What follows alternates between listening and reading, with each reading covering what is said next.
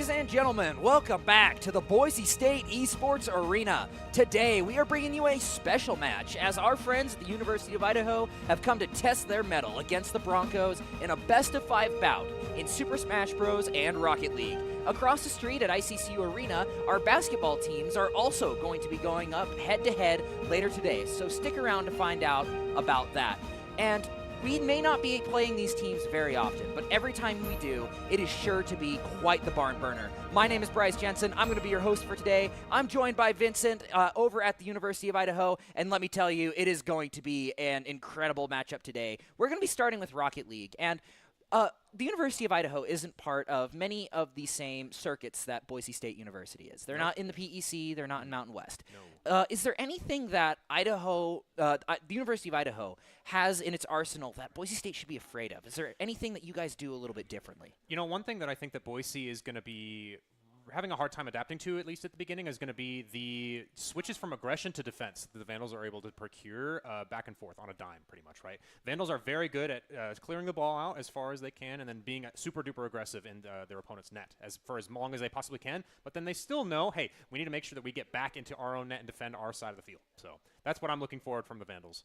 Yeah, that swap from aggressive offense to reclusive defense is definitely one of the big things that we like to see out of these Rocket League teams. And really, that's sort of the determiner to really see who's going to do the best there, who can make those switches more effectively, who can go from back to forth. And from the way you're describing it, the Vandals really live up to their name and being hard, aggressive. That's all they super want to do. I mean, they're here to play the game. They're not here to defend. They're here to try and shoot the goals in their posts. So, I mean, that's what they want. Yeah, it should be interesting to see how this all plays out. But do you know what's really important to games like Rocket League? What's that? That would be Doc's keys to the game. Ooh. In Rocket League, bump opponents to disrupt. Double commits equal the power of friendship. Play to follow up, and most importantly, play to follow up. All of this brought to you by Blue Ribbon Painting. Hey, esports fans, while you're here cheering on the best in gaming, let us introduce you to the MVPs of painting. Blue Ribbon Painting. With over 90 years combined experience, we're proud to be Boise's go-to team of local, multi-generational painters who know exactly how to level up your home. Ready to transform your space? Visit blueribbonpainting.net to schedule your free estimate. Yeah, make sure you check them out. They do good stuff down here. Oh, yeah. They actually did our battleground really? when you walk in the door. Yeah, we have a big sign for them up there, and they did that really well. But going back to Doc's keys of the game, I would like to bring up the double commit is the power of friendship. Yes. We say that a whole lot. The double commit can be very easily punished, but it can also be hard to break through as well. Yes. You can stop it with one person, and that's where the risk comes in. But once you get into that real zone, you get two players who are confident with each other, they know what they're doing, it is incredibly hard to punish that commit. Yeah, that's exactly right. And like you were saying with the double commit, it's super duper good for trying to get past the defense, right? A lot of the times you'll see these really good players will send two people to around the midfield or so trying to control the ball in the neutral zone, where the person in the net is the one that you really have to get behind. And so if you're able to double team that person right there in the back, I mean, they have a harder time getting those goals. So. Yeah, and that's where demo disrupt really comes in as well. We've seen it time and time again, that ability to take one person off the board, that's really all you need. It's a 3v3 game. Every person matters, so taking one out of that equation is going to result in quite the different sum. Yeah, people think that the demos don't matter nearly as much in the game because it's only a 5-second cooldown. You're out of the game for 5 seconds, that's nothing. But it matters so much. 5 seconds is the deal breaker, especially in such a short game time of 5 minutes. The amount of time it just is so big. I mean, it's 1% of the game on paper. Yeah. But that 1% can make or break because one mistake in Rocket League can lead to a disaster. It's not like Valorant where one person can go completely crazy and take out 5. It's not like Overwatch where Reaper gets behind you and wipes your entire team before it can happen. This isn't like Super Smash Bros. Where one person can go on a tear in a crew battle, taking out 9 stocks before going down. In Rocket League, one mistake means certain death or demise. What's one thing that you think that Boise is going to have that you think Idaho is not going to have prepared for today? You know, I would have to say their ability to play that aggressive offense. A lot of teams really struggle with that offense. They either play super defensively or they try to match the tempo. And that's going to be what they replicate as we go in with the aggressive offense. Woozy is going to take it off the battle, and Dirtho is going to be taking it back to the middle. KX is going to be taking it back to Boise State's goal line. We are currently playing this on Boise's side of the field, but Lorgar taking it back over to Idaho's side. Yeah, Lorgar is the tried and true midfielder for the University of Idaho. He does a lot of the setup shots for our Vandals, and so you're going to see him doing a lot of these tricks on the ball. taking it over to the left-hand side. Durtho trying to get it back. It's in the midfield, missed by the defenders. KX passing it over to Jimmy.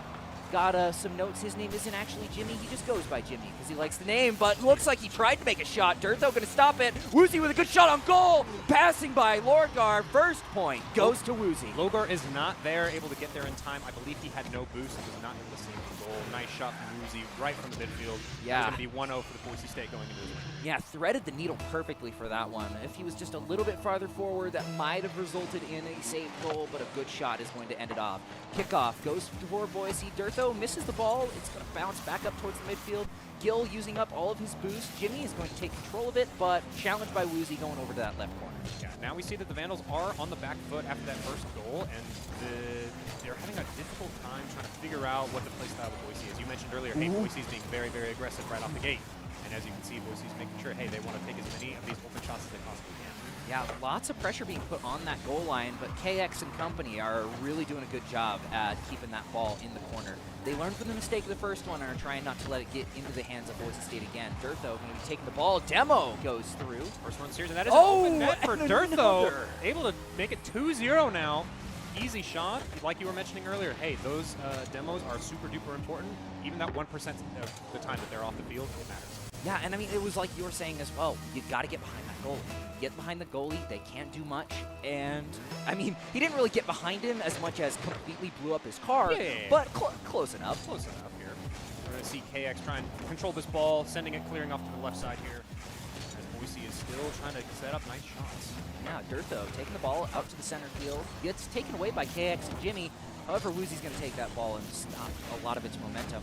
Manages to get it back over to the corner. However, it is still on Boise State's side of the field. Durtho's going to be taking the ball right to KX. He's going to stop it. Logar misses. Open goal, and Durtho Dribbled right with down another the field. one. Yeah, one of the things that so far that we've been seeing from the Vandals is that the Boise's been doing a lot better with their boost management so far. And honestly, I think they're doing a good job with boost management. I just think they're not using it when it's necessary. Yeah, Logar had half a tank of boost still left in the tank that he could have used. The issue was he just didn't quite get the chance to use it before Durtho had a firm grasp on the ball. Speaking of Durtho taking it up the right side all the way over to the goal. KX is going to stop it though, and it's back over the corner where we've been playing majority of this game. Yeah. It's all Vandal defense for right now. They have not had a chance to set up their offense yet. Looks like Jimmy's going to try something with a little flying flip here. Almost is going to get a shot out, but Woozy there picking up the ball. Oh, another demo coming out. Two demos. Two in a row, We are down to just Logor. Jimmy able to hold off, saving the goal from being shot at. Actually, I think it was one for each team, so it was 2v2 at that point, which pretty much negated everything that a demo would do. However, Durtho going to be taking that ball straight over to Woozy on a full tank, bouncing it off the backboard. However, Vandal defense is right there playing their heart out and not letting it get anywhere close. Durtho with the ball, trying to draw it up. Logar going to shoot it up, but KX is always right there, there, right in the net, dude. He's doing an excellent job making sure that he is everywhere and anywhere that he needs to be. Logor, no boost here. Jimmy tries to back him up, and that mix-up actually threw Durtho off of his shot there. Yeah, it almost went through, but luxury. KX trying to keep the ball in the center field. Gill is going to stop it dead in its tracks, and Logar once again finds himself at the wrong end of a demolition. Gill taking the ball up that left-hand side, going to be intercepted by KX with the newly resurrected Logar. Durtho taking the ball right back to the center. All that progress just being shot back by one person. Yeah, right. The biggest volley is going on so far right now. 1 minute remaining for Boise and the Vandals to duke it out here in game number 1. Ooh! So many Big demos demo. coming in. Yeah, they're taken off the field for just a little bit there. Yeah, Logar has had enough. He's like, it is your turn to be demoed. Woozy going to intercept the ball on that right-hand side, trying to take it up to the corner. Going to be bumped away by Durtho, though.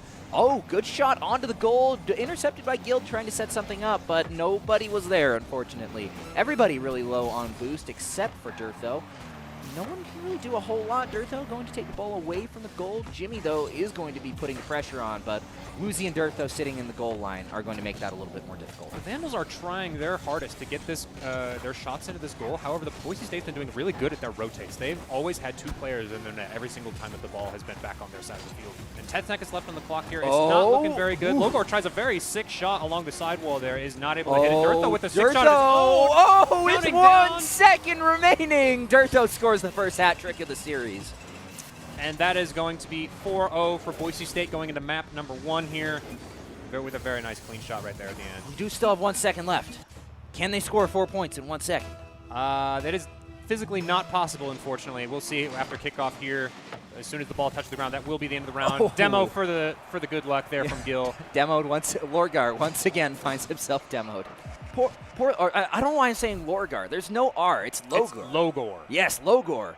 Yes. The Warhammer is coming out. Very classic game. Very we classic. Love us a little bit of Warhammer. But I feel like that really highlighted some of the strengths at Boise State. Their onslaught of aggression towards that start. Idaho just wasn't quite able to meet it there. Yeah. They were able to do it for a little bit towards the end. Just in that beginning, they seemed to almost be caught off guard. Yeah, and honestly, the worst part about being a Vandal is the fact that we get tripped up and in over our heads a lot of the times really easy. When we get surprised, we're surprised for a long period of time.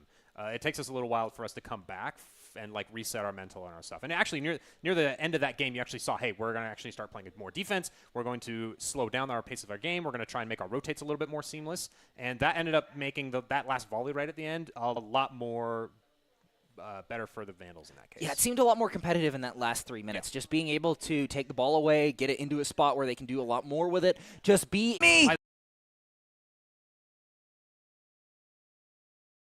You don't see that very often. A lot of times you'll see the back wall or maybe one of the side walls to try and clear into the center. You don't see the ceiling being used like that all that often. Yeah, the ceiling can be used really well for flips. Oh, what a save out of Woozy! Jimmy unable to find it. Logor once again being demoed. He cannot catch a break even outside of game 1. Yeah, Boise has definitely isolated the fact that Logor is one of our big hitters for our team. Like I said, he's the one who likes to clear the ball up the midfield for the most part. So having him not be on the field for that 5-second period is definitely bad for the Vandals.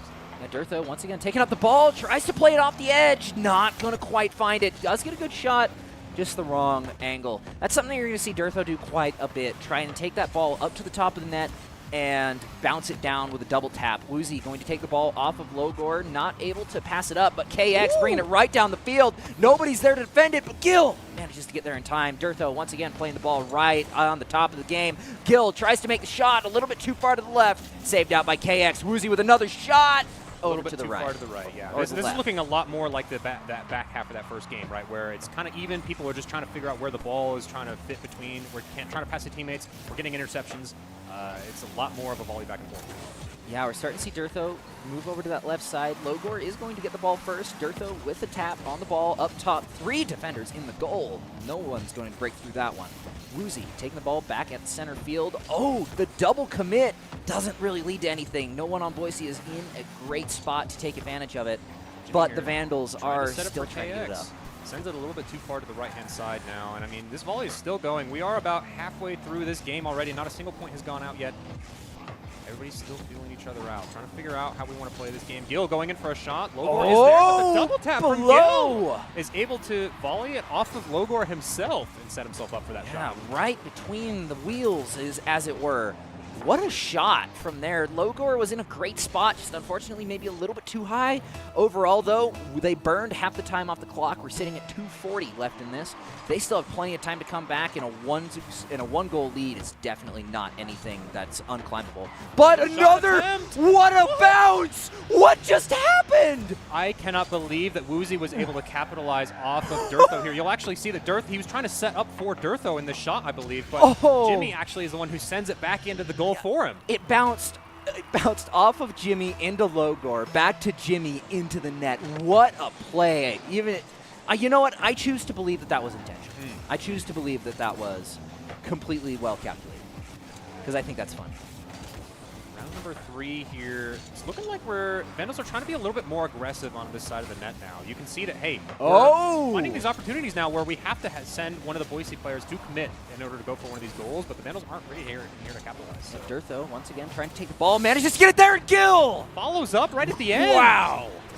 What a play. Just that is what they've been trying to do all game, and once they were able to single out Jimmy as the only defender, Gil comes in, slap that ball right in the goal. One of the really important parts about Rocket League is whoever can get the second touch is usually the one who's in control of the ball, right? And so you'll actually notice there, Durtho setting up off of Logor, he had the first touch, but the last touch is the one that really, really matters in that case, and he was able to capitalize it. So Gil with a good shot, but Logor is there to defend. Manages to get cleared all the way to Boise's side. Jimmy trying to get something done off his back wall.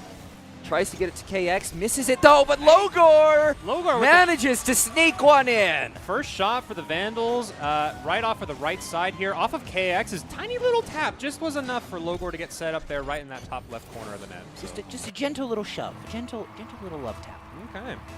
About 2 minutes left on the clock here going into game number 2. Boise up 3-1, having a very good kickoff so far, putting the Vandals back on the back foot again. At least Vandals are on the board this time. It's going to be a little bit easier to climb that 3 score. Yeah. Durtho clearing the ball out, manages to get another demo on Logor.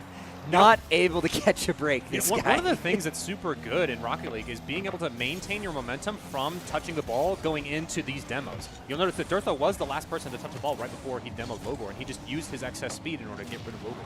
Yeah, Gil is going to be taken down by Jimmy, too, using the same principle you just described. I mean, it's just what you need to do. Woozy and Durtho both going for it. Jimmy is the only defender left. However, they're going to spawn right back in, and they are back in the race. Jimmy with the clear over to the midfield. Gil is going to intercept the ball. All 3 defenders are there. Jimmy gets taken out by Woozy. Gil trying with a shot. Lorgar there, though. He's going to defend. Well Durtho taking it over to the side. Especially with 0 boost, that's a scary spot to be in. 1 minute remaining.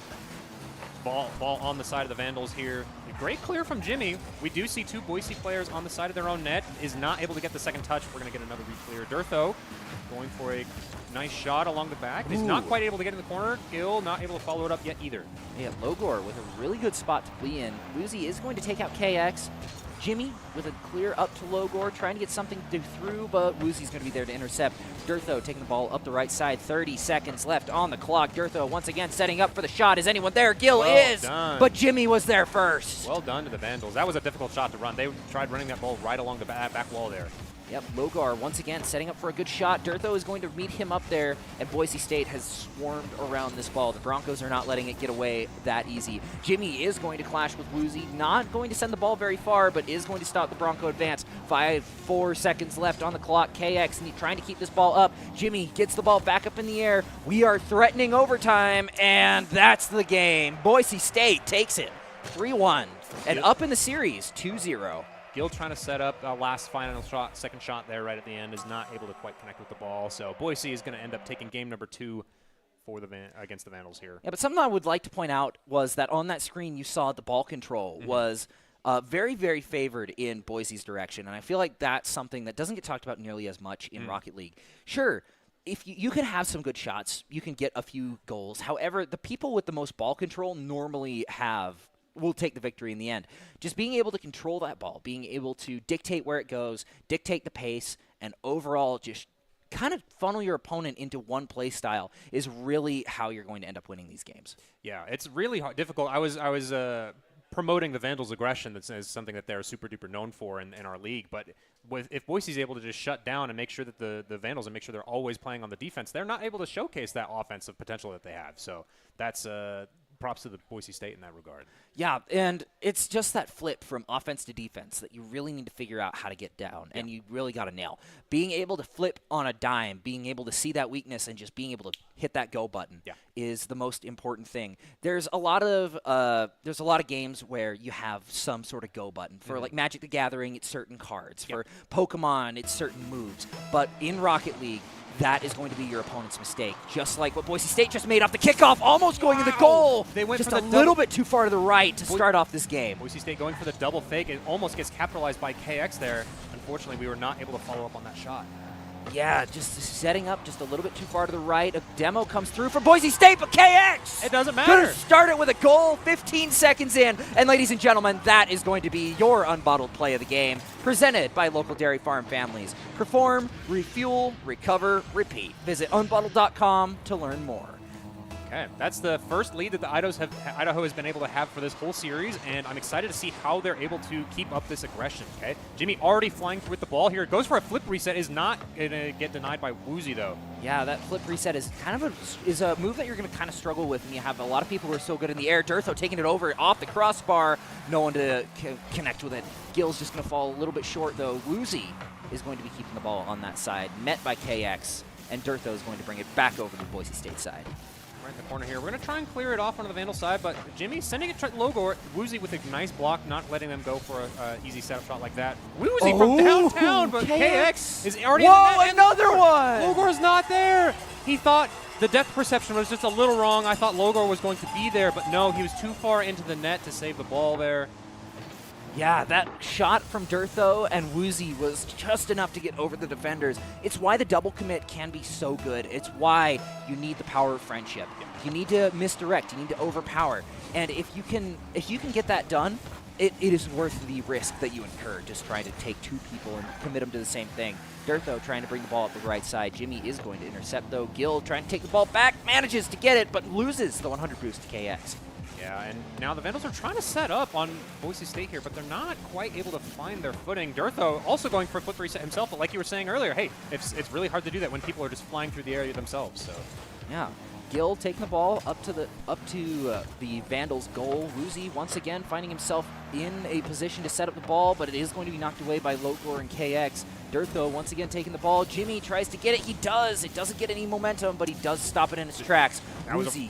Really important block by Woozy there. Logor had a nice straight shot along the ground, and Woozy was able to meet him with his own boost.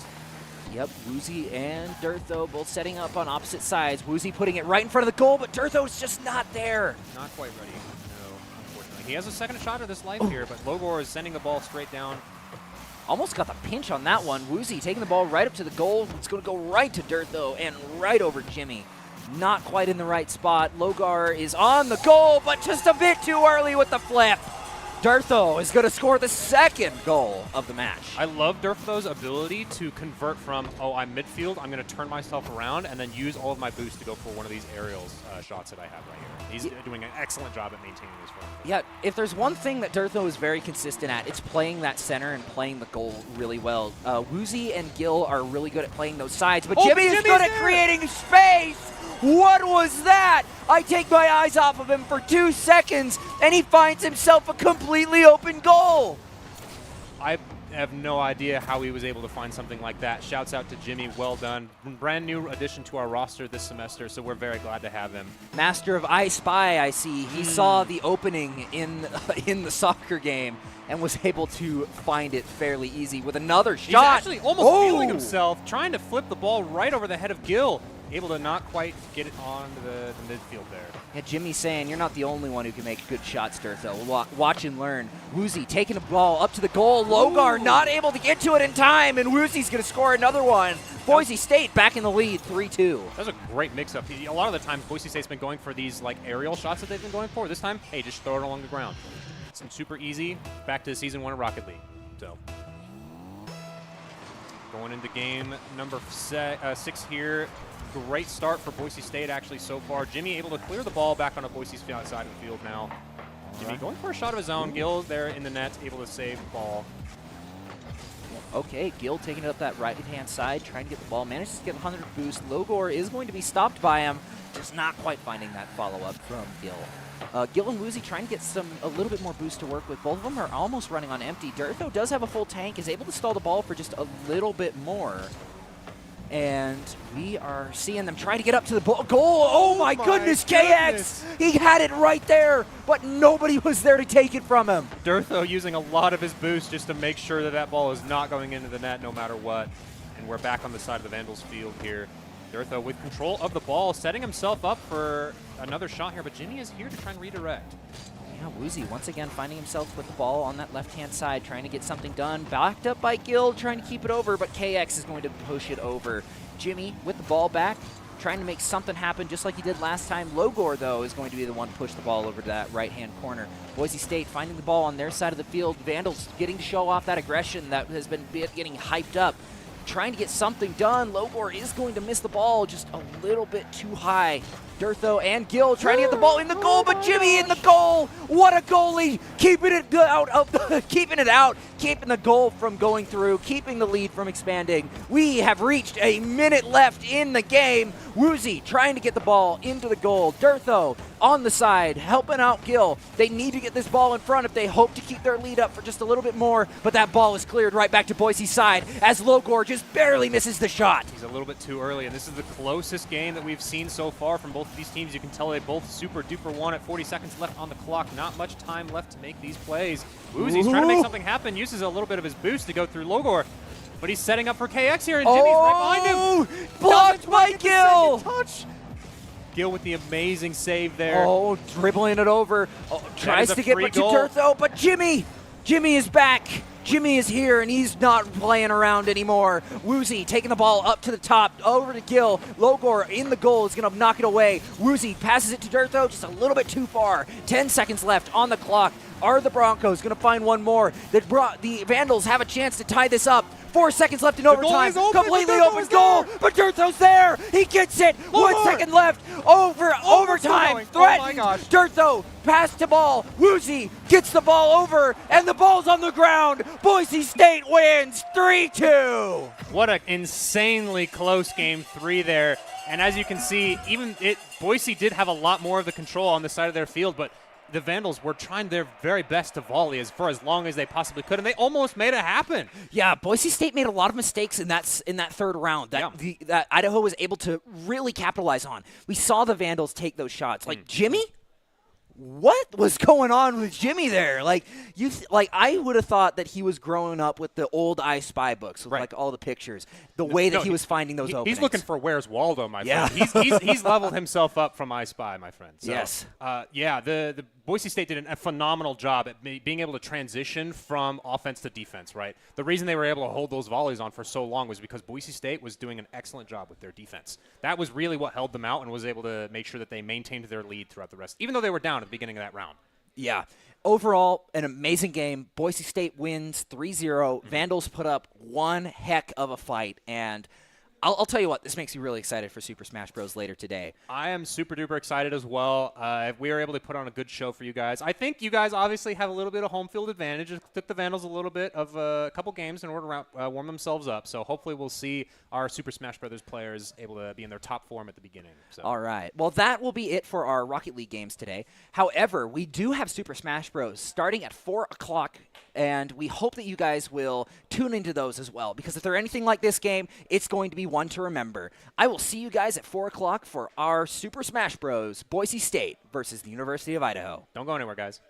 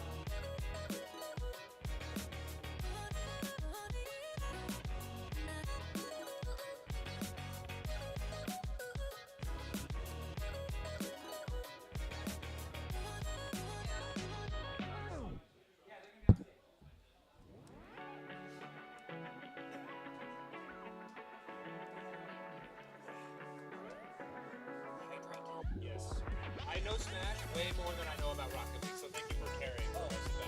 I feel like Gosh, I'll go with that. I'm primarily a Super Smash Bros. But I know enough about it. Oh, yeah. That's what my role kind of is as well, where I can just kill wherever I need to, but yeah, no, Rocket League not. Yeah. Thank you. Yeah, no problem. Honestly, the best way to do that is if you have somebody who's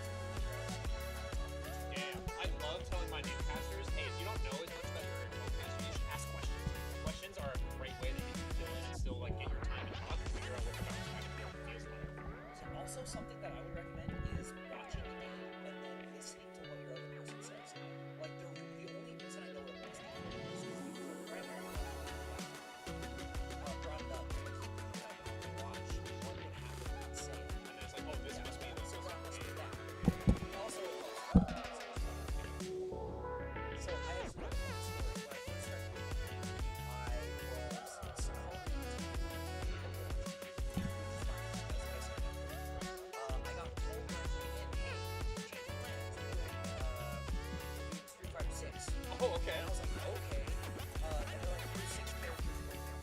So I'm studying these characters as well. And then I get another notification like, hey, change your plan. Okay. We're actually doing some steps. Oh, wow. Okay. That was fun. That was really cool. That's a crazy active day. And have you done Street Fighter since or no? No. Okay. I've never done Street Fighter. You're missing out. That is one of the, I think any fighting game is one of the hypest things in comic too. Oh, yeah. And that's what my background is in. I would like to do they always seem fun. Super Smash Bros is fun, but like it's sort of hard for new players to know what's going on. Yeah, yeah. Because like, oh, he did the 15-step wombo combo with Gordos and his swallow.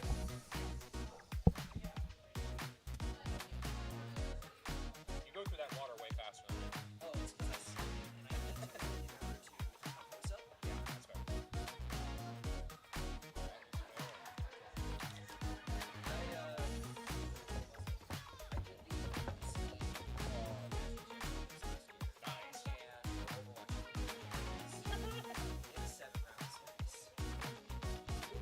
That's a long game, especially because I imagine oh, okay.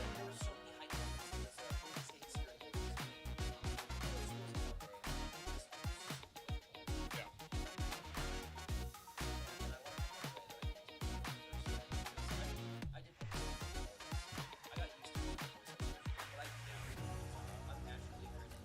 Yeah. Yeah, I'm not naturally loud. I have to turn my audio level up just generally whenever we play, so I'm the opposite direction. I do like public speaking myself though. Yeah, it's always It's a lot of fun. yeah. People are always like, oh, public speaking is so hard. The hardest part of public speaking is getting up there and speaking. Oh yeah. Oh yeah. Because like if you know your speech and you know yourself, you need not fear how to say this.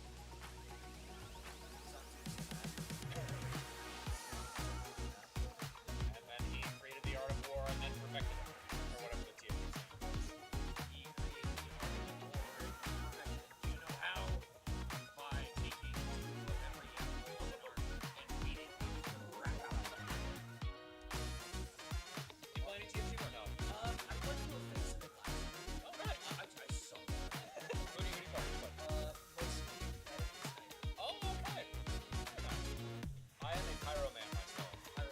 He's so much fun. I love setting rockets back. I could never figure that one out. It's difficult because it's a little bit of prediction and a lot of reaction. You have to be like, oh, there is a soldier here, he's gonna be rocketing.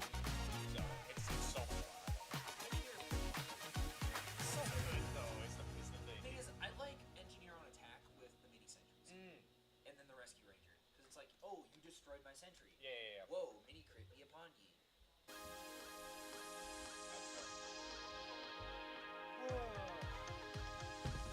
Spy's also kind of fun. I did start out with Spy because I was like, oh, I'm gonna be the super duper emo crit kid who plays Spy when he's young, and then I was like, wait, this guy actually is super hard and sucks. I don't actually want to play this game. So he is the coolest agent, I think. I like that one.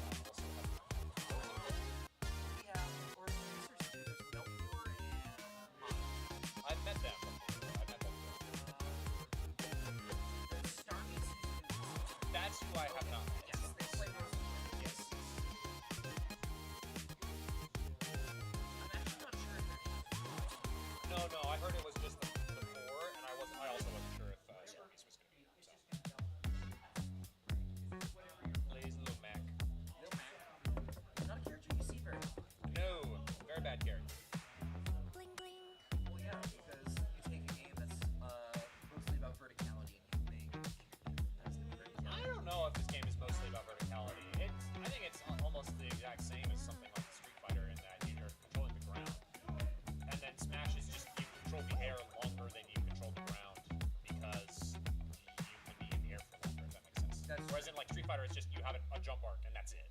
But then also, to that regard, if you don't have the jumps, you take the areas that are so important. Yeah.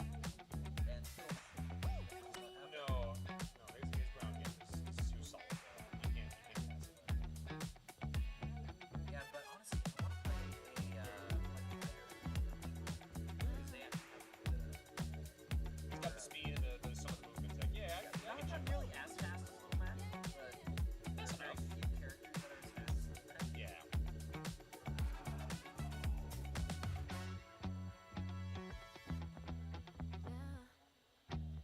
That's tricky. Oh, I remember. I know in Overwatch there's another funny. There's a guy, and his name's My Dog Died. And he plays tank. It's like, oh, my dog died. Is taking a lot of damage. What will happen? That's very funny. He said that was very. I think he was under the assumption you were a production person, not the caster for today, and so he's like, oh, make sure it's alt 2 if you're putting it on screen. So I'll just call it. you can call it duck on alt 2 specifically. That'd be awesome. But yeah. Let's see. Let me see if I remember who you guys all play off the top of my head. So Mata is your Pikachu player. He kind of fills with whatever because he's just that good. He But also plays Pikachu. yes, Pikachu and Greninja. he doesn't play a good Greninja, but he has a Greninja. And then It's not as good as Pikachu. Oh, but yeah. it's still pretty good. after that you have Dookies, who is also I think new-ish. it's Gokis. Is it Gokis? Really? Okay. He told me wrong when I read it, so we'll say Gokis. He's a Joker player, from what I remember. And then he has a Wario and Snake. Okay. But I guess with it being land, he might bring out the Joker. I was under the impression that he only put Joker on land, so I would be shocked if he pulled out the Snake. So, and then Melfort is obviously your Bowser Banjo player, Yep. and your Supersonic plays the ball. Yep. Nail on the head. I haven't seen Mata in so long, not since he went to EU for that semester abroad, or the year abroad, or however long he was over there. It's been a long time since I've seen him. Yeah, he wasn't here. He wasn't here semester 1 last year. Yeah. Then he came back like in the second half of semester 2. It's fun time. Smash Bros is good. I kind of like Smash Bros because you sort of get the weeds and you with it. Yeah. Especially because it kind of takes forever. Oh, you are missing one of our players on there. I was giving. Yeah, I was giving. We have 5. 6. Who am I missing? Shiny shoes. Oh yeah, watch. I have written down what I put in there. You can tell by the shiny shoes. Yes.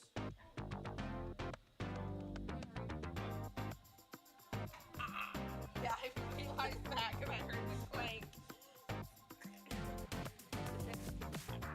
He also has a pocket Rosa, so don't be surprised if he pulls them out as well. But I would be very shocked if they pull out Rosa. And I'd also be shocked if people. I just like them all. No, you're good. Because I'll see the character. Hey, the Donkey Kong, whose name is I? Forget it.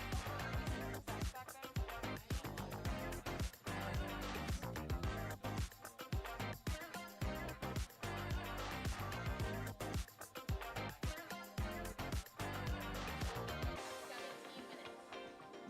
Better hurry. Go. Get You the will mac be and back on cheese. time.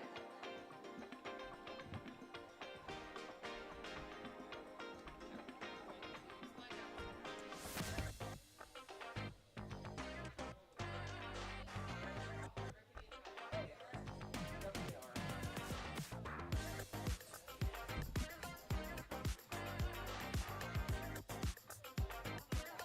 Okay.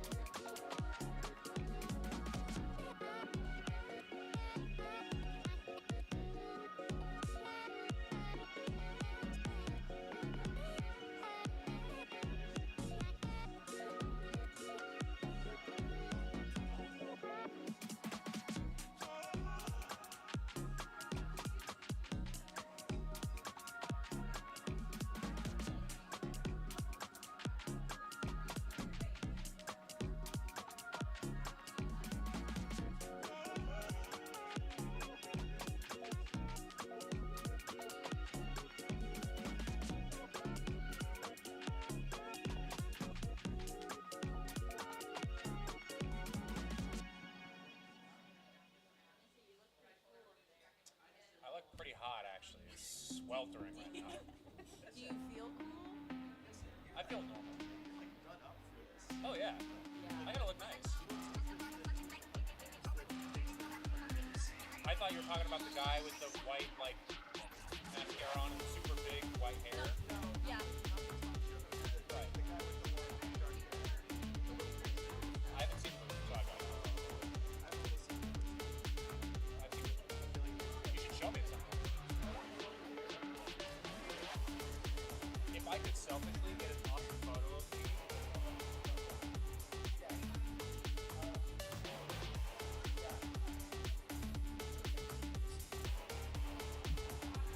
Go back.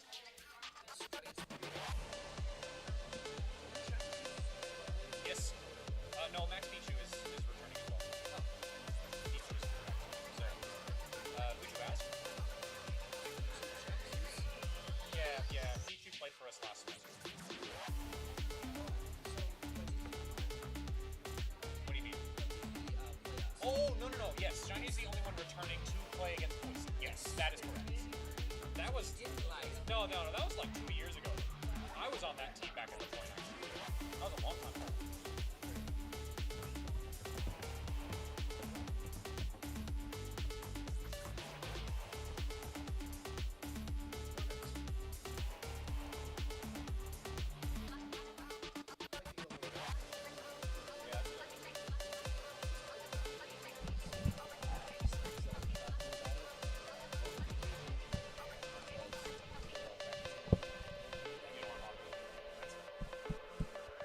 Yeah, for our Rocket League team, one of our subs is actually here because our varsity guy couldn't make it. So the KX was the guy that was subbing in for us. So. And then no, they played phenomenally together. Honestly, all things considered, they played super well. They should be happy about that. Yeah, I was really hoping they would pull through, but as soon as I realized, Boise's just stalling out that timer now, they're really just trying to wait. Not the Vandals get possession on the high block. Jover.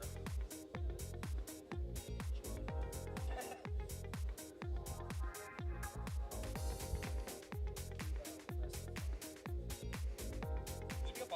I thought it was BO3.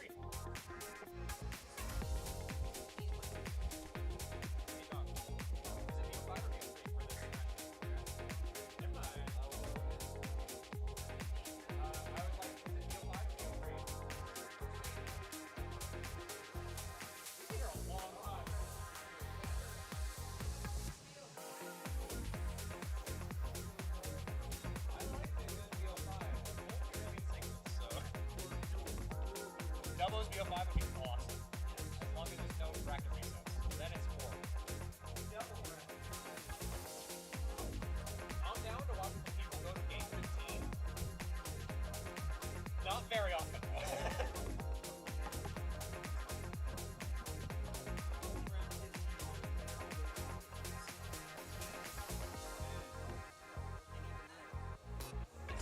That's usually bad. Yeah, it means it's a great game. That means it was a great game. And if it goes to 15, that means it went into second.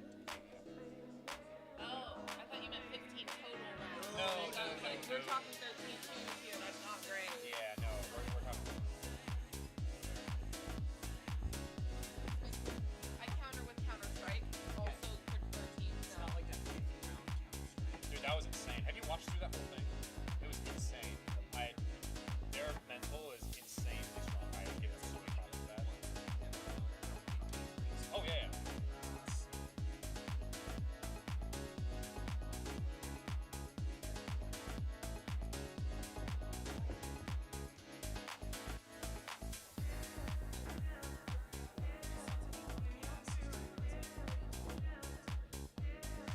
It's just adaptations is the only thing you can really talk about. It's like, oh, they're adapting here. You start seeing a lot more mistakes, and so you can start talking about that. But like what? Is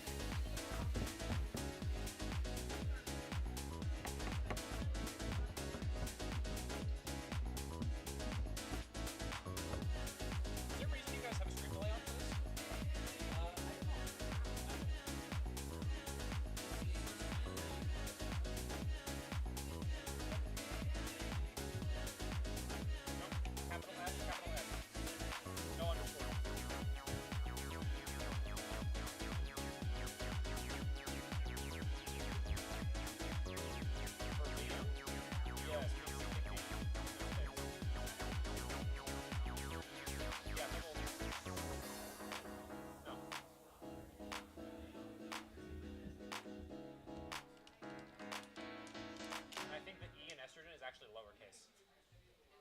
think so.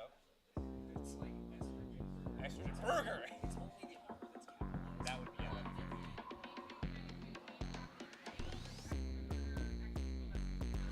Yeah, that's 6. Yep. No.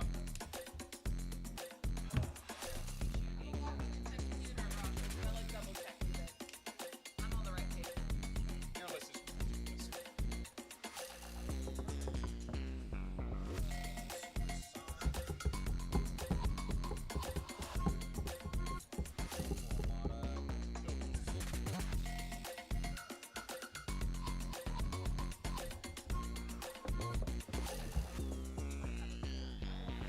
you might have a fest. So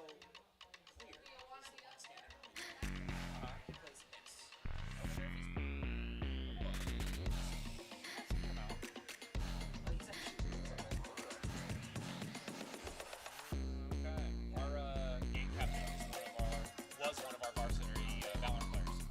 So he is also good. I think both games are good in their own ways. I would start playing Super Smash Bros. Now in its current state. I Really?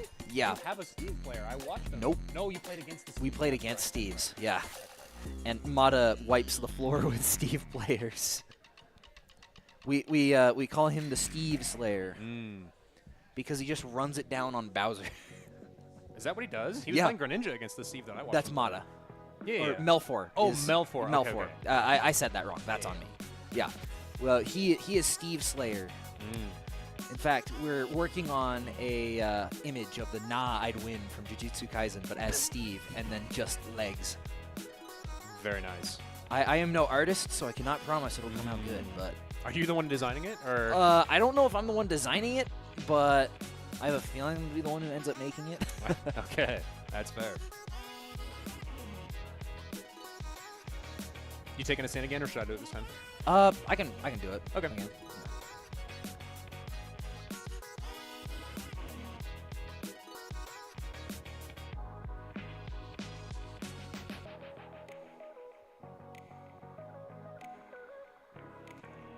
One minute showtime. Yes, sir. Yay.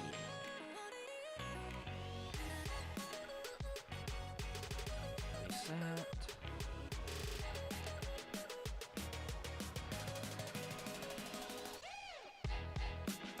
I have no idea how this is going to look from a. So I'm going to ask you the question of how the format works because it is different-ish.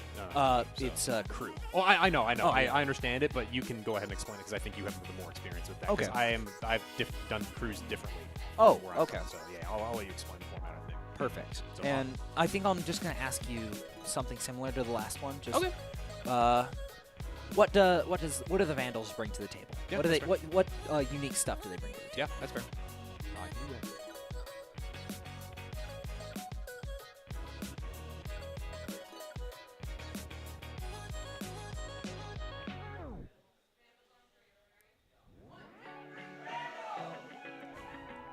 Crickets. Oh yeah, I have no idea what they're doing over there. So. No, no, I'm talking about the zero, and we have. Oh yeah, no, that's pretty normal. I think they're just waiting for everyone to get on stage.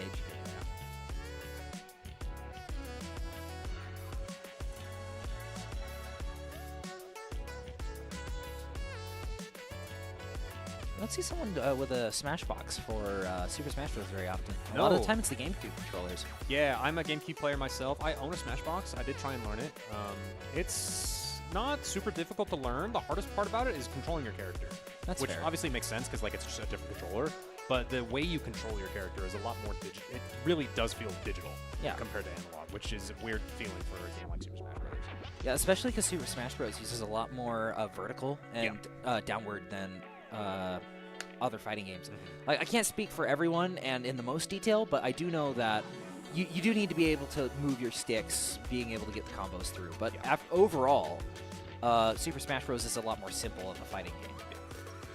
It's not like, oh, in order to be even somewhat good, you need to know 14 different combos.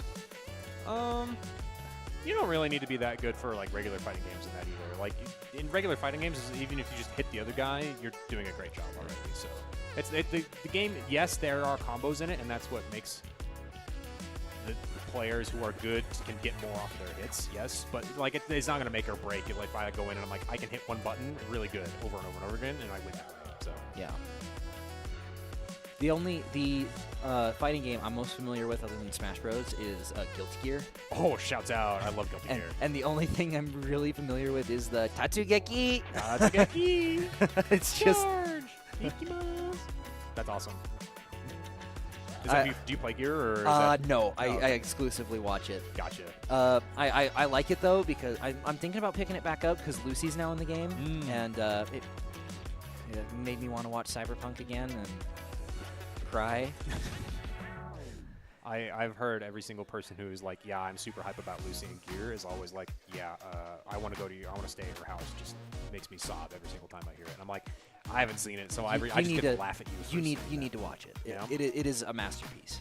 Okay. It does more in 8 episodes than a lot of shows that do in 8 seasons. Wow. Okay. Very high praise. Yes, I will sing its praises forever. And the thing is, a great show made a mediocre game really good because it inspired CD Projekt Red to actually fix the game and then release Phantom Liberty, Oh yeah. which was really good. So I would recommend it. Definitely a good show to watch. Okay. First episode, it has a little bit of a shock factor, but don't let it turn you away from it. That's the one where the one guy just gets omega beat up and shot by cops, right? Or am I thinking of something else? You're thinking of the right one, just Okay. not the right scene. Okay. Okay. Yeah. So it's the one right after that. Gotcha. Okay.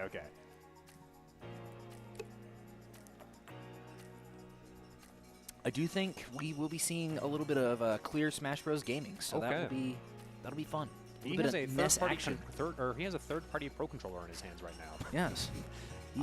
I always like making fun of the people who have a third-party controller just because I'm not saying I'm an elitist, but it is objectively just a worse controller, and so the fact that people can play at the levels that they do with those controllers, I'm like, all right, that's pretty funny, actually. I always like the third-party ones because I felt like the Nintendo one was always so small. Like I like the Nintendo Pro controllers. I think they're good, but all the buttons are really thin.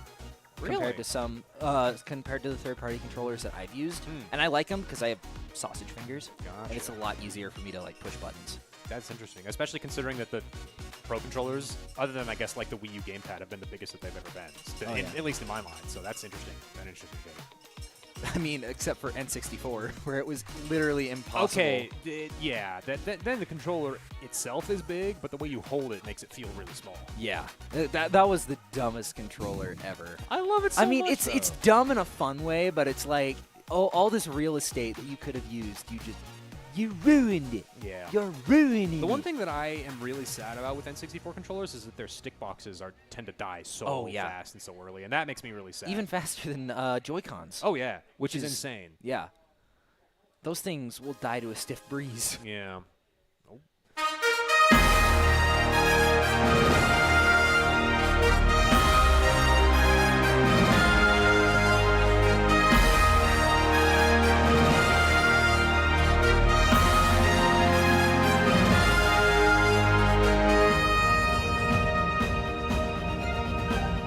Hello, ladies and gentlemen, and welcome back to the Boise State Esports Arena. We just came off a thrilling 3-0 win from Boise State, playing up against the Vandals in today's Idaho bout, and it has been a great game so far. But now we move in to Boise State versus University of Idaho Super Smash Bros. And I'm going to be joined here once again by my co-host Vincent. I'm your host Bryce, and I asked this question for Rocket League, but I feel like it's important for Super Smash Bros. 2 since a lot of these players are completely new to this event. Yeah. What does the University of Idaho bring to the table that might shock the Broncos? What new things do they bring? You know, this is probably going to sound kind of like a cop-out answer, but I'm actually going to say our character selection is the thing that Boise's probably not going to be ready for. We have a very wide and kind of unique roster selection that we've got going on so far that you're going to see from the Vandals today. I'm not going to spoil anything quite yet for you guys. You guys will have to see for yourselves. But I don't think that Boise State is going to be as prepped and ready for this roster as they would against any regular tournament goers per se. Yeah, especially with a lot of the players now not being not having gone up against Boise State. The only person who is actually still here would be Shiny Shoes. Yeah. And they were here 2 years ago, I believe you said, Yes. when we were able to play in person last. And I was talking with a lot of the other new players, and I believe it was Fichu that I was talking to, and he was telling me that he was really excited to see some new characters, something that maybe he'd never seen before, something that he was really excited to go up against. And Estrogen Berger made it very clear that he was a little bit nervous for the match, but he was also very excited to hopefully get some good matchups in. Yeah, our players, this is their first time for everyone except Shiny Shoes, as you said. This is their first time traveling for an outside event, and so they're really feeling the nerves. They're feeling the pressure for sure. We tried to prep them as best as we can. We've been taking them to a lot of our local events where our local scene is supporting them and is trying to help them get better and improve themselves that way, and I think that's been helping them quite a lot. And so I'm excited for them to play in their very first LAN event. Yeah. But you know what also helps us play at our very best? What would that be? Doc's Keys to the Game. Hey, let's take a look at some of those here really quick. Yeah. Maybe. We'll see. What do you think that the Boise would need? Here's exactly what they would need. Doc's Keys to the Game in Super Smash Bros. Skins equal win. Punish overcommitments. Gotcha. The power of friendship is incredibly important. You gotta be a good teammate, and also set your play style in the beginning. Know how you're going to go into it and stick with it. To be playing with us, well-renowned Overwatch DPS player, now playing a little bit of Super Smash Bros. Expanding the what is it? The resume. That's the what it is. reservoir of games that he is able to play. So we're excited to see that. I think not a lot of our players will branch out, at least in Super Smash Bros. We get this a lot in the rest of our program where a lot of people just generally play games, and they're here to have a good time and have fun. And so if you can try your hand in multiple different games, I mean, that's part of the fun about being in the esports scene. Indeed, and honestly, on our end, just being the casters, being able to watch and learn a whole bunch of different games. I dabbled in Rocket League back when it became free all those years ago, but then I never really got back into it until I started casting for it, and that was a really great decision on my end. I also got to learn. It lets you learn a whole lot of stuff. It lets you meet a lot of great people, from players to other casters to production staff. You really learn a whole lot, and I'm glad that everybody is able to sort of experience that by coming over here today. Yeah, and I mean, you can do that both in the collegiate esports scene as well as just in a gaming scene in general. I mean, you don't have to necessarily be a part of Boise State esports to, enjoy the gameplay that we're going to see here today. You can just be a regular Smash fan coming and hanging out here with us in the Boise State arena here. Yeah, or even a Vandal or Bronco fan who just wants to see their team win, wants to see one wipe the floor with the other, whether that be Vandals, Broncos, or Broncos, Vandals. This is a great spot to do it. I mean, we've got a pretty full arena here tonight, and we are going to see a lot of electric energy really hitting the stage. Speaking of being here to see people win, what's something that you think that the Broncos are going to have that you think Idaho is not going to be ready for today? The Broncos play a lot of the same characters, and actually, from the looks of things, I think we might be doing something a little bit different. We have a matchup for all of the different characters, and looks like I was a little bit wrong. Starmies will be participating in this one today. He's going to be playing a little bit of Rosalina. Okay. It'll be really interesting to see how this goes out. We were originally expecting it to be crew format, but from the looks of things, we're going to be doing it in the duel format popularized by the PEC. Yeah, so this format is not normally one that you would see in the Super Smash Bros. Scenes. A lot of the times with the crew battle, it's just one player is playing until they run out of their stocks, and then then they're done for the event. This format is different. You want to go ahead and explain that for folks at home? So Duel is a format primarily used in the PEC, the Power Esports Conference, and what it does is instead of individual players going until they run out of stocks, it is 4 sets of 1v1s. So it'll be one person versus another in one game. Every stock taken is 1 point, and every win is an extra point. The maximum amount of points that you can score per game is 4. However, even in a game you lose, you can still win up to a maximum of 2 points. This allows for every game to feel a little bit closer, as you do not have to continue to snowball in order to keep your lead up. This will keep going for 4 rounds, and whoever has the most points at the end of 4 rounds will be declared as the winner. And we do actually have our matchups, and we're going to be starting with Game Captain versus Starmies. A little bit of Little Mac and Rosalina to start things off. I'm curious to see how this goes because Rosalina is one of those characters that has super duper long buttons that you don't think would matter all that much from a traditional zoner. A lot of the times you think Rosalina Luma, they're going to send the Luma out to do the zoning for them, but that's not always the case. Rosalina herself actually has a lot of really great zoning tools and pokes in her arsenal as well. So we're going to have to see how Game Captain is able to navigate that matchup with Little Mac. Yeah, but Little Mac has the speed advantage when it comes to this matchup. He's able to get in really quick, do a ton of damage, and then get out. Yep. Plus, not to mention, he has the KO punch, which is a knockout from a very small range. So it's going to be really interesting to see how this plays out. Can Starmies weather the storm? Can Little Mac get in for the KO? Can Game Captain do as well in Super Smash Bros. As he did in Valorant all those years ago? And by all those years ago, I mean last year. We'll have to We'll have see to and find find out. out, ladies and gentlemen. But that's not the only match that we've got for you today. Up next, we also have Fichu versus Super Sonic, who is not a Sonic player, mind you. They are actually a Olimar player in disguise. He actually does play a little bit of Sonic. Oh, He really? just has not broken it out yet. Gotcha. Okay. Well, in that case, that also is going to be a very interesting matchup because Fichu, our Kazuya player, is going into the Olimar. Now, both of these characters have very, very good neutral tools in order to try and press their advantage as well as they can. You have Olimar able to throw those Pikmin, try and cycle through the different colors in order to get a relatively better matchup spread into this matchup. And then you have Kazuya, who, once he gets in, he's going to hit you like a truck. You know, playing Olimar is kind of like eating a bag of Skittles. Like, you got to cycle through all of the bad Skittles until you get the good Skittles. that you Okay, wanna yeah, eat. no, I get that. Unfortunately for Olimar, the purple Skittle is not nearly as good as the purple Pikmin is. No. Yeah. Harold, we call him Harold back up north, actually. Harold is one of the greatest Pikmin of all time, and especially if you get his twin brother, also Harold. That Harold makes too. fighting Olimar very, very difficult because he just hits way harder, and the Pikmin don't die nearly as easily. So. And then you have Fichu, who's going to be playing Kazuya. You know, very good fighting character, has the built-in combo, the 10-step beat you up combo. Yeah. And honestly, just really scary. You know, his name is Fichu. Why don't you get him to play Pichu? It would fit the naming scheme. He actually started out the game playing Pikachu, is why he is named Fichu. And then Kazuya Mishima came out, and he was like, oh, this character is just way better, and he fits my playstyle a little bit more. And so he switched to the better character in this scenario. Maybe he should switch his name to Fukazuya. Fukazuya Mishima. We'll see. Up next, after that, we have Shiny Shoes versus Mel 4. But we are actually going to start out with Starmus and Fichu. Okay. This matchup, it might be a button check, actually. I imagine that is... Well, we're going to start with a button button check, and then we're going to get into it. Remember to taunt. That is what is going to start the match. It looks like Game Captain's ready to go, and Starmies is as well. Okay, crowd, can I get a 3, 2, 1, go? And we've begun the match here. Starmies taking the center stage immediately and is really dominating this neutral control. Catches the roll from the ledge right off the gate.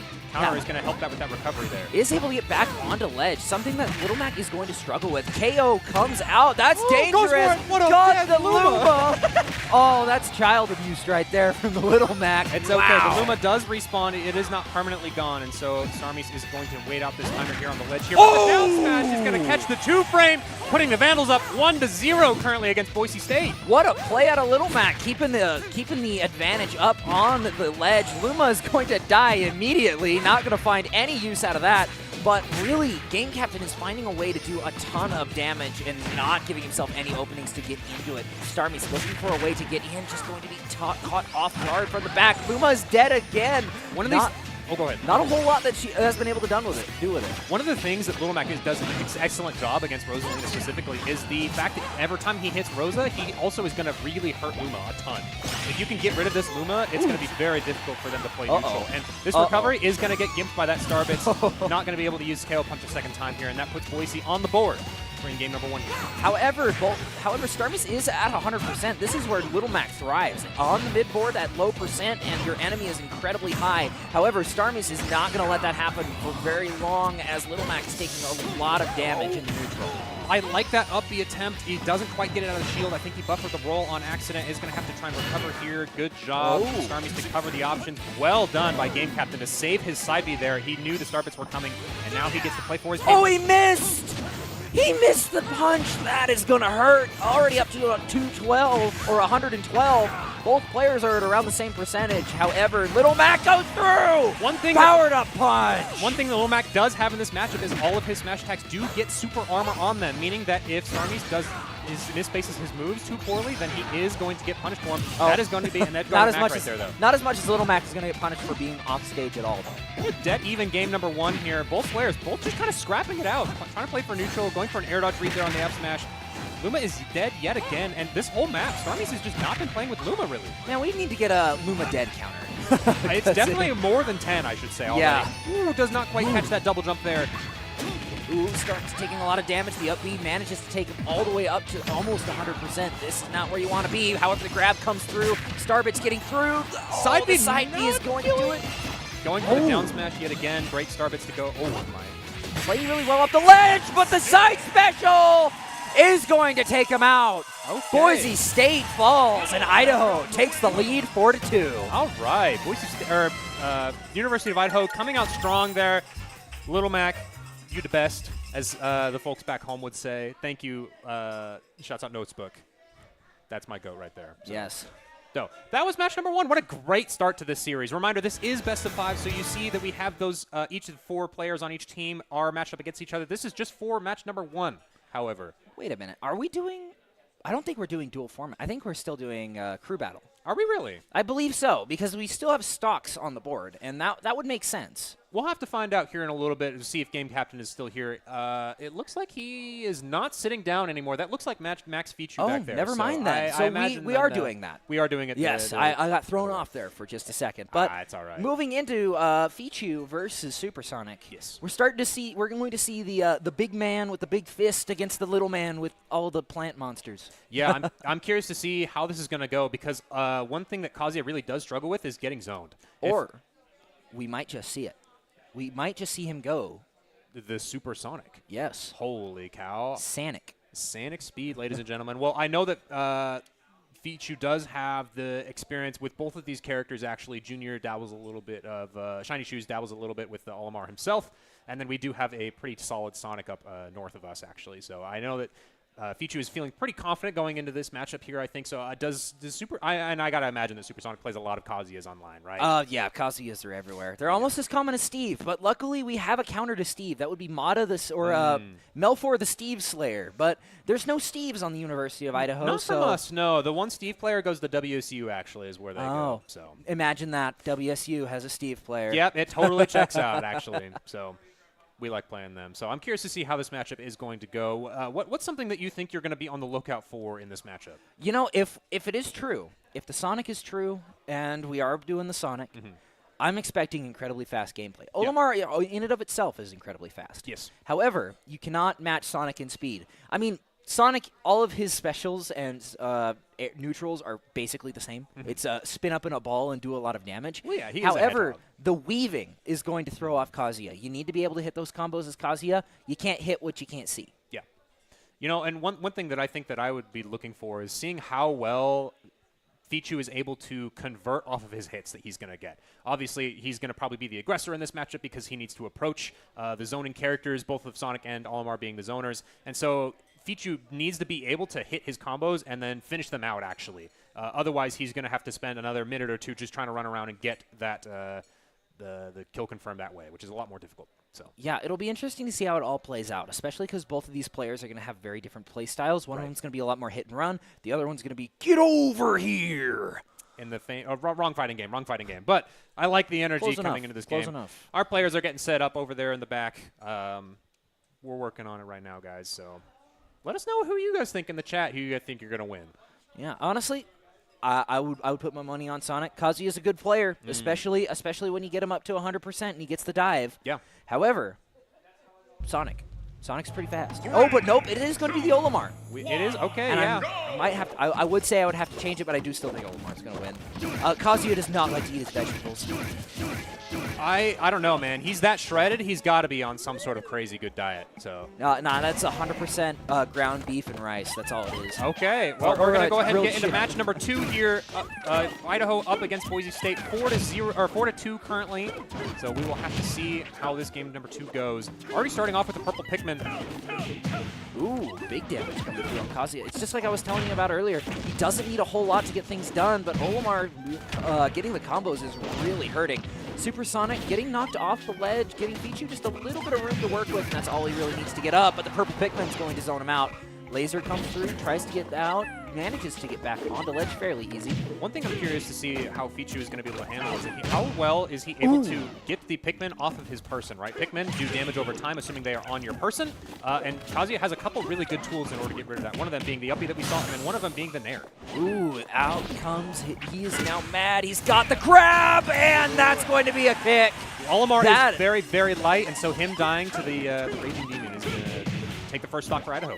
Yeah, being able to get that, I mean, it is out of play now, so it should be decent for, so it should be good for Supersonic to get the pick. However, that just having to worry about that is going to be a real thorn in the side. You've got to take out Kazuya as soon as you get to 100% in order to avoid it. Something that I really like that Supersonic has already shown that as a threat. Oh, the up throw with the blues is going to take down Pichu. Supersonic has been doing a great job at showing he knows how to utilize Whistle. Whistle gives you invincibility frames out of hit stun, and so he's able to use it in order to make you drop your combo supplies. Almost lost the shield there, almost taken down to the blast zone as well. Has to sacrifice a purple so that he can get there. The more Pikmin he has, the worse his aerials are, but however, he's able to get back on, and now he's in the driver's seat, but with a good laser beam, he's able to get right back up! I cannot believe that didn't kill. Holy cow, that was a great reflect on the Herald. Olimar manages to make it, just barely, but kick in the face. Reacts to the get-up, neutral get-up, and that is going to be Idaho yet again in the lead, up 66% or so on their second stock so far. And now you can see Pichu, he's slowing his game way down. He's like, hey, I have the lead. Now the zoner has to approach me, actually, which gives me the advantage because I hit way harder. So. Yeah, also, the more stocks he can lead by, the larger he can make Idaho's lead as well. Correct. Ooh, good hit is going to take him down to Demon, and it's not going to do much, but it is going to take him to up to 60. It is so much percentage that you get hit by that grab. Even if you don't end up dying to it, it is so much percentage. And actually, if Pichu is able to get it on his third stock as well, that will pretty much result in a kill. So.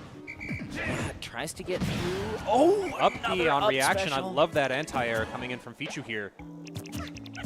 Oh, crazy up not B. letting him go through, but the down air is going to find its mark. Not quite taking him out. It was such a good up, but there we go with a good tilt. Supersonic finds the final hit he needs. I love the delay on the edge drive there from Pichu, but I mean, the roll get up is such a normal thing that happens, and Supersonic's ready to cover it. So this is a lot of percent coming in from Supersonic now. He is not want to get hit by anything, and that downward aerial is not quite going to do it quite yet. Stall and fall, very, very strong. Not going to call yet. Calls out the roll attempt this time. He's not able to get anything. Yeah, just being able to get around that kick is going to be really important for Olimar, especially because it has taken 2 stocks so far. Big damage coming through with his neutral combo and with a good laser. Not quite enough. Shoots a second DI, we love it. Is not able to hit here. He's looking for this get-up option. Oh! The kick across the screen. What? That's going to be Pichu taking game number 2 for University of Idaho. How did that even happen? That hit him from the opposite side of the leg. I love that he was willing to call out, hey, last time I went for this neutral forward tilt, I called out your neutral get-up. Last time you rolled, hey, I'm going to call out your roll this time. Do it That is again. mid-set adaptation, ladies and gentlemen. All right. Moving into the next round, Boise State does find themselves down 4. Yes. Which, not impossible in this format. However, it's going to take a little bit of finesse in order to get yourself back up and in the race. You need to win 2 while keeping on to one of your, or you need to win 2 while at least keeping one of your stocks. If you can do it while keeping 2, that makes it easier for the next guy. That being said, I don't know that Boise is going to be able to do that here in this next matchup. We have Shiny Shoes versus Melfor. This is probably University of Idaho's biggest hitter, I would say, going up against Boise State's probably not their biggest hitter. I'm going to definitely say that for sure. But we'll have to see how this match plays out because I'm curious to see how it goes. Hey, I mean, Melfor, he plays Bowser. That's pretty big. That's pretty big. He's a pretty big hitter. He is probably the biggest character in the game, so we'll see. He is the biggest character in the game. That being said, he is going to be playing into one of his toughest matchups, which would be the Min Min. Min Min is a very, very oppressive character in this game. She controls a lot of neutral space with all three of her arms, honestly, if you were to ask me. And that is something that Bowser cannot necessarily do quite as easily. Yeah, that is true. However, you let Bowser get close to you, and he is going to deal a ton of damage incredibly quick. Min Min can deal a lot of damage. However, it's going to take 4, 5, 6 attacks just to get to the damage threshold of one thing from Bowser, and that's going to make it a little bit more dangerous for Min Min. Keep Min Min on her toes, and Shiny Shoes is going to have to work around it. Yeah. That being said, Melfor, I known from personal experience that Melfor is known for his X Factor in this game. Melfor plays in a way that is not traditional or optimal for his character. He plays in a way that is unique to him, and that nets him a lot of really easy and strange kills, I would argue. Yeah. And so we'll have to see how well he's able to implement his own personal play style. Yeah, and if he brings out the banjo as well, because he plays both banjo and Bowser. So honestly, I would think that the Banjo and Kazooie would be the one to come out against Min Min, especially because you have that ranged option with your eggs, your grenades. Yes. You have a little bit more movement with Kazooie. You have the Wonder Wing. Yes. Overall, just a little bit more options. Yeah, so I'm curious to see who he ends up playing here, and then, we'll have to see how they stack into each other. Maybe Shiny Shoes brings out something different, too. Maybe Shiny Shoes does have other characters other than the like Min Min. Kirby. He probably could play Kirby. I've never seen him play Kirby in person, actually, other than in, like, a random Randubs. Do you know what Randubs is? I do not know. Randubs is very big up in northern Idaho. What it is you get partnered with a random teammate, and everybody plays random characters. And so you bet money to go up or down on value of your own personal play, and then your teammate is random every single round. And so that's the only ever time that I've seen him play Kirby before is during those sets like that. And it wasn't because he wanted to. It no, was because the game forced him to play it. And I don't know. I don't remember what the results from that game were, but I don't think we're going to see the Kirby from him. Oh. So not today, unfortunately. Kirby's cool though. Maybe if you were to slip him a 20, we might see the Kirby. Oh, I don't have any 20s. Oh, okay. That's unfortunate. Yeah, a college student. Oh yeah, obviously, broke college guy. We're casting esports for a living. Like, no, I'm not making anything. So. That is true. But overall, I think this game is really going to come down to who can control who can run each other down the fastest. Yeah. Where as we start off, Melfor with the Bowser already. I think we're just going right into it. Actually. Yep. Are we? I believe so. Okay. We can already see that Shiny Shoes is using the Ram to his advantage. I'm unsure if Bowser can tough guy through it out the gate. I would imagine probably not. Ram is just a little bit too strong. But yeah, his neutral so far has been excellent at trying to really stick himself to Shiny Shoes. The command grab is going to take Shiny Shoes down fairly low. This is what you want to do as Bowser. You just want to run it down as fast as possible, not let Min Min control any sort of space. However, with such large neutrals, it's going to be really hard to get that space. That being said, yeah, Bowser is definitely one of on the weaker side of characters when he comes to getting off of the ledge. And as you can see, Shiny Shoes does take advantage of that, putting himself in the lead at the beginning of this game, number 3. Yeah, that was an unfortunate cancel. However, Min Min finding themselves at 102, but with such a good recovery, they can pretty much get up from anywhere down below the stage. Shiny Shoes just looking to deal a little bit of damage. Already at 104%. This is the killing potential for Bowser, and it's going to be really hard for him to get away from Melfor if he does land a hit. Yeah, I think that Shiny Shoes is doing a very, very good job at, controlling this space. Now that he has the lead, he's able to slow the game way down. He is trying to do his mix-ups on shields where he can, but then you notice he's immediately going back to the center of the stage where his character is the strongest. Yeah, I mean, when your arms cover out the entirety of the stage, it makes it really hard to justify playing anywhere else. Like you're seeing right here, just on the ledge, being able to take him down really far. Misses the boomerang, unfortunately. The same thing is going to work twice on Melfor. However, being taken down to 137 is not where you want to be, especially with 3 stocks remaining. And Melfor is going to be Shiny Shoes losing his first stock to Melfor with the taunt, actually. Trying to get himself back into this game here. Gets the grab. Immediate grab, goes with an easy forward air. Hey, easy combos are easy combos. You do 30%, get yours, get out. That's all you really need here. Goes for the air. Great tech from Shiny Shoes in order to escape that combo. Melfor just looking for something here, trying to use platforms to his advantage. Min Min's good, but unfortunately for Min Min, while you cover a lot of the stage, you can't cover it all vertically, but good shots coming through, and that is not through! No! That is a SD from Min Min! Min win, more like Min self-destruct. Wow! Unfortunate SD there for Shiny Shoes. I think he thought he was going to get the 2-frame there, but Bowser able to snap the ledge. No jump here from Min Min. Oh! Almost taken down again. Melfor going for the sit. The shield break comes through. This might be it for Min Min with the forward. Melfor takes it. Boise State managing to bring it back. That is the Melfor X factor that I was talking about earlier. He does a very good job at playing unorthodoxly. And, hey, when you're scared of a Bowser that is above you, you hit a Bowser bomb, bro, and you sit never on see him. it coming. It's like two siblings in a fight. You got to sit on the other one if you're the older one. Yeah, that being said, one thing I do want to point out is that Shiny Shoes was doing a really good job at calling out Melfor's jumps. Melfor was doing a lot of double jumps off of the ledge in order to try and escape from that corner scenario, and Shiny Shoes was like actively trying to punish him for that. And that was why he was going for that downer, because that's a checkmate scenario where he's like, hey, Bowser's most likely not going to make it back. I'm just going to really make sure. And then he ended up SDing there, which ended up costing him the game. Yeah, that was an unfortunate SD, and even with that, I do think that Melfor could have found a way in order to really just keep punishing. I mean, we saw it in the beginning, really struggling to get around the min-min, but as the game went on, even without the SD, we saw the predictions of it. Once again, these players haven't played together in a really long time, especially on LAN. When they have over the past year, it has been online. And honestly, Super Smash Bros. Has to be the only game where LAN and online have two completely different play styles. Oh, it's so different. It is so odd, but a lot of people feel a lot more confident online, and I feel like we started to see that with Melfor coming out just a little bit as the game went on.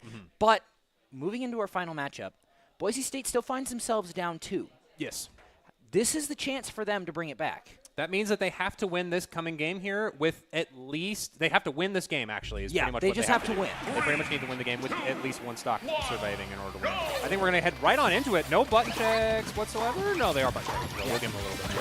It'll be Clear versus Estrogen Burger, specifically using Duck Hunt alt skin 2. He did make sure to tell us that that was the alt skin he was using. It matters to him quite a lot. Made that very apparent that is what was going on.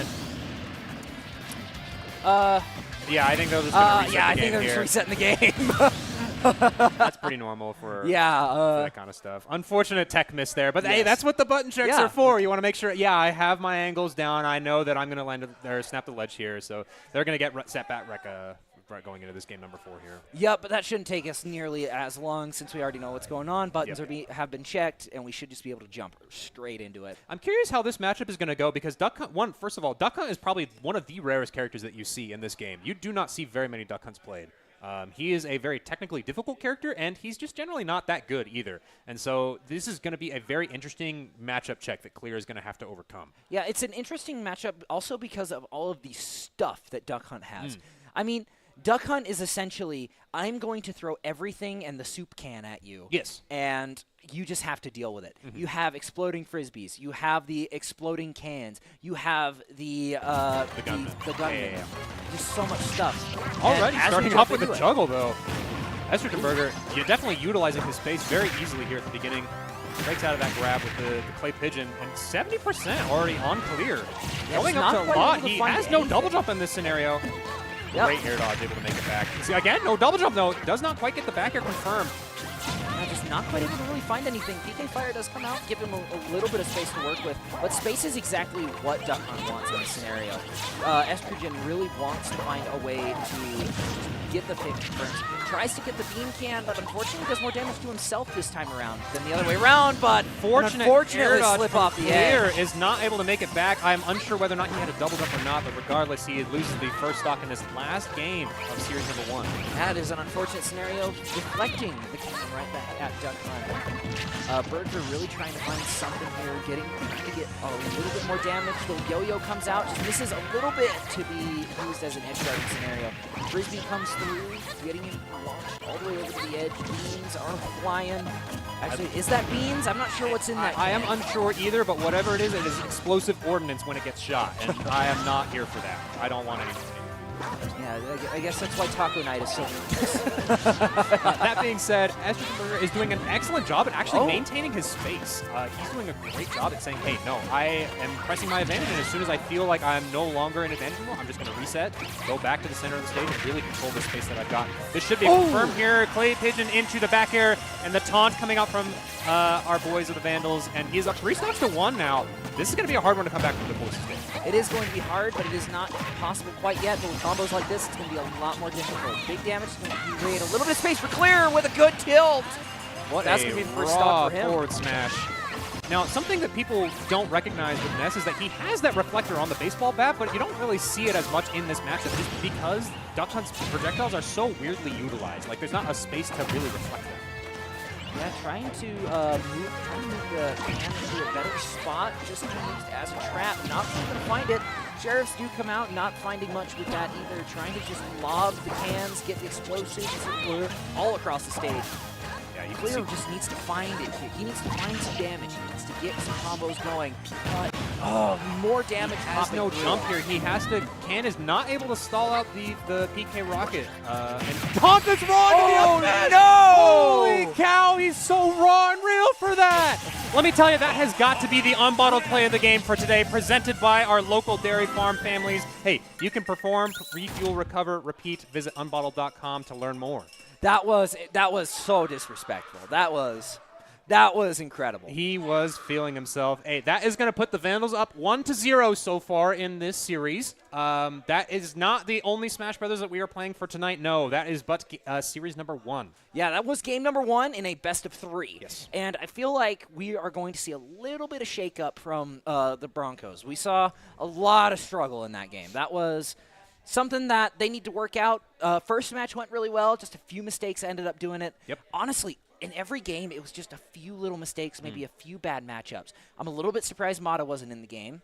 But I also was surprised about that. I do think that the Broncos are going to find this. They're going to retune what they've been up to and get back in the game. What are some adaptations that you think specifically that the Broncos need to be changing in regards to their play specifically? Not like matchup-wise, just how they're playing for right now. What's something you think they need to do? I felt like a lot of the play was just a little bit sloppy, especially in the beginning there. Olimar could have very easily won that one. Yeah. Supersonic was in a really good spot. Just finding a lot of the laser beams straight to the face was not something that you want to see, especially as such a small character. Also, going back up to that first game as well with Starmis, losing in that neutral is not where you want to be, especially when you're going up against a Little Mac, and I felt like that was played a little bit too fast. Slow it down a little bit, keep your head cool, and you got this in the bag. Yeah, I think those are some excellent notes. As far as the Vandals are concerned, I agree with you, actually. I think they also will need to slow the pace down. I think the nerves were starting to get to them. You'll notice that they were rushing. A lot of the times they're like, oh, I want to go in and I want to throw hands with these people. Like, it was really important to them that they want to try and secure these kills. And I think that in a long-form event, that has the tendency to lose you games long-term, if that makes sense. And so I agree with you. I think the Vandals actually need to do much of the same. They need to slow the pace of the game way down. Yeah, just I think that's what they're going to be doing here. They're just talking out the next group of matchups, and we are going to be able to see that here in a little bit. But another thing that we need to talk about for the Broncos is that they are all very deep with their characters. Yes. They play 2+ characters. From what I understand, correct me if I'm wrong, but a lot of the Vandals only play 1 character apiece. For the most part, yeah. Shiny Shoes is going to be the exception. He does have a secondary character that he played before Min Min, being Rosalina and Luma, and so there is the potential for that to come out. But generally, we don't really switch and trying to matchup check people for the most part. There will be an exception here or there. I'd be surprised if it happened today. We'll see. But they generally, no. They mostly stick with the same characters. Yeah, it'll be interesting to see how that goes, especially and I do think we're going to see a few character swap-ups from Boise State. I feel like the Bowser was good, however, could have been a lot better. Yes. I think Banjo would be better in most scenarios. However, you live and you learn. It's something that you just got to play around with and figure it out a little bit later. Then also, maybe the Sonic would have helped. I'm not 100% sure about that matchup though. That would have been hard for both characters. It would have been hard, especially if your Sonic is not warm. Like, obviously, Supersonic has been playing a lot more Olimar than they have been playing Sonic, especially in competitive tournament series, if that makes sense. And so, yes, like, I have a Ganondorf, for example. I'm probably not going to play my Ganondorf in bracket just because he's not bracket ready. Even though I feel comfortable when I play him with my friends, he's not bracket ready, if that makes sense. And I imagine that his Sonic is probably in a similar vein to that. Yeah, you got to keep it fresh. You got to keep it hot. You gotta strike the iron, as they say. You gotta keep it pushing. You gotta keep going with what you're good at. And to that degree, you just gotta keep playing one character. And even if it's not working out, if it's the best you got, it's the best you got. And I feel like sometimes a lot of people tend to struggle with that. Like, oh, this isn't working. This character would be better, but am I better with this character? Yeah. We'll have to find out here going into game number 2. I hear a lot of noise in the background, so it sounds like we are finalizing the rosters for game number 2 here in a second. They're doing the draft as we speak right now. I don't know if you can hear them. Yeah, I believe that the 2 blind picks for Idaho were just put up, and Boise State is putting up theirs right now. Okay.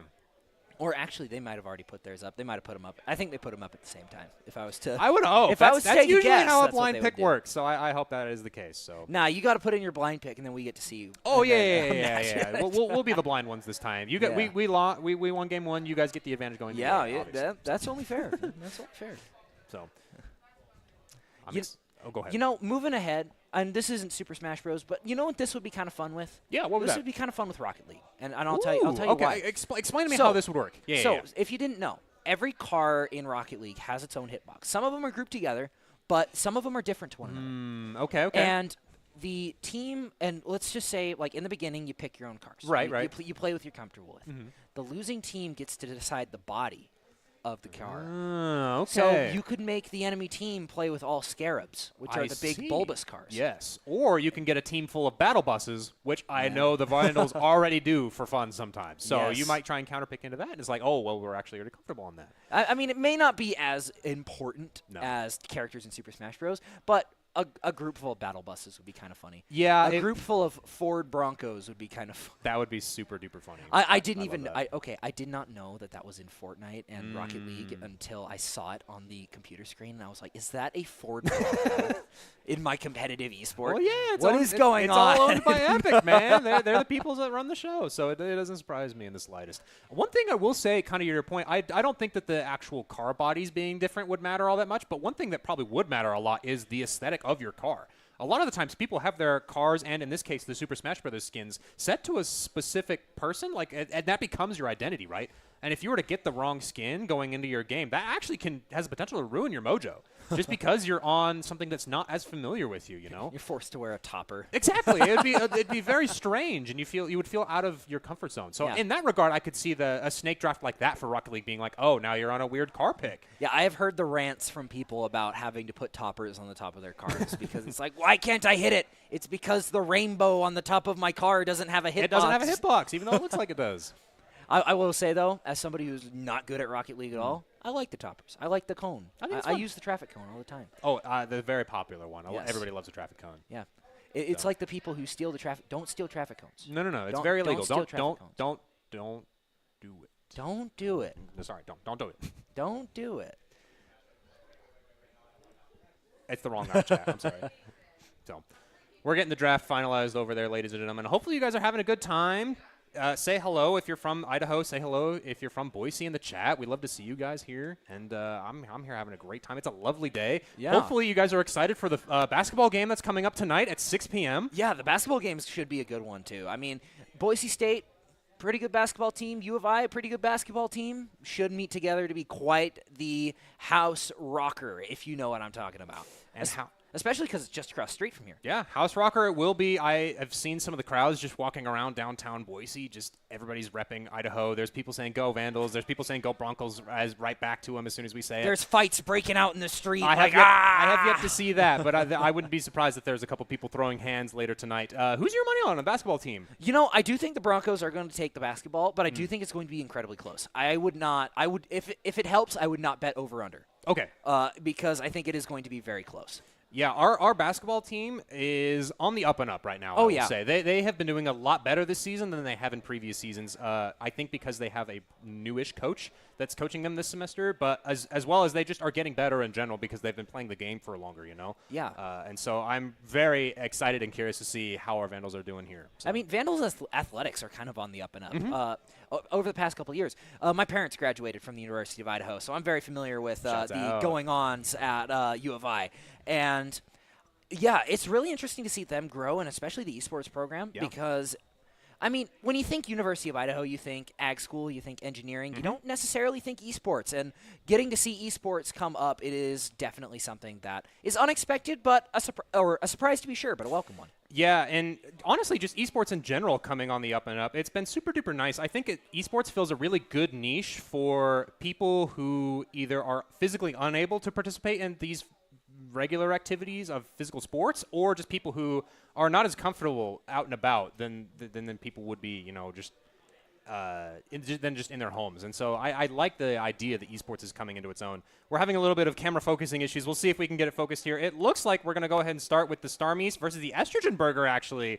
Ooh, matchup of the zoners. Yeah, Duck Hunt and Rosalina. I will say Duck Hunt is a little bit better of a zoning character than Rosalina is. However, Rosalina has a little bit more rundown options than Duck Hunt has, and I feel like that's going to really come to help them out. She also has the ability with her down B in order to absorb a lot of the zoning that Duck Hunt can use, you know? So it's not only is she a solid zoner herself, but she does good anti-zoning as well. And so I am curious to see how well they're able to implement that. Yeah, Rosalina can eat the beans instead of taking them to the face. Exactly, yes. I need to get a close-up of that can because I feel like it would be beans. It would be thematic if it was something like beans. But knowing this game, it's probably something else. It's probably something And I else. just sound very silly. That's fair. Match number 2, though, we have Supersonic versus the Game Captain. Okay, never mind. We're talking about game number 1 instead. Never mind. They're doing a button check yet again. Hey, we'll be right back. We'll be right back, ladies and gentlemen. We'll speed run this. We have Supersonic on the Olimar and Game Captain and Little Mac. Goki's playing the Snake. Goki's was subbed into this game. Same as not Malfour, actually. Mata is not the one who is subbed in today. Melfor is playing Banjo, though, so it is a little bit different. And going up against Shiny Shoes, once again, running it back. They get the run back this time around. Chubby Bubbles has been subbed in on the side of the University of Idaho, and they will be playing the Mario into the Snake. Yes, Mario. I'm curious. That matchup is pretty all right for Mario, actually, all things considered. You wouldn't think that it's super duper great with the way that Snake's explosions work, and you can't really reflect things with Mario against Snake specifically. But his combo potential on Snake for being such a heavyweight is going to be very, very high. That's true. However, that's if he can get close. Correct. And explosives have this neat ability to not let you get close. Yeah. And I feel like a lot of Snake players know how to use them. And Goki's, he played a little bit of Snake last year, but this year we've really seen him come into his own when it comes to the Snake pick. Okay. Normally on land, he plays the Joker. Yes, that was what I was familiar with. So when I saw that he had these other characters that he was playing online, I was like, oh, I wonder if they're online characters, if they're actually learning these characters. But we're going to have to wait to find out because we're going into game number 1 of Series 2. Yeah, it looks like Duck Hunt Alt Skin 2 versus Rosalina. Very important that we mention that this is Duck Hunt Alt Skin 2. We were saying earlier about the mojo with the skins, and it is very important that he has the mojo. That being said, Like I was saying, Rosalina eats the beans, but can't eat 2 in a row. Estrogen trying to get something done here, keep him off stage just a little bit more, but the munching of all the projectiles is not going to favor, but getting a little bit too cocky with it. I love that Estrogen Burger was willing to keep sending out the can, even though it was getting eaten over and over again, because even though Rosalina can eat one, she can't eat more than one at a time, and he was actually able to capitalize on that with her end line. Yeah, and Starmies hasn't really been able to find very many openings outside of that. Lots of damage just being piled on by Burger.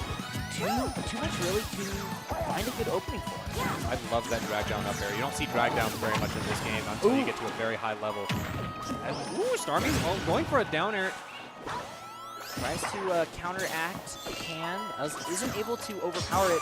Is able to eat that one, but the thing is about Duck Hunt, he can just keep throwing them out. He doesn't get punished for it. It's not on a timer, and he can just throw as many out as he wants.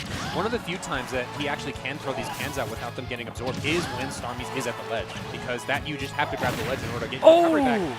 Not going to die to the cans there, but that is one of the few times that you can throw them out. Oh, manages to get back on the stage, dodges the up smash, just barely. That could have been bad.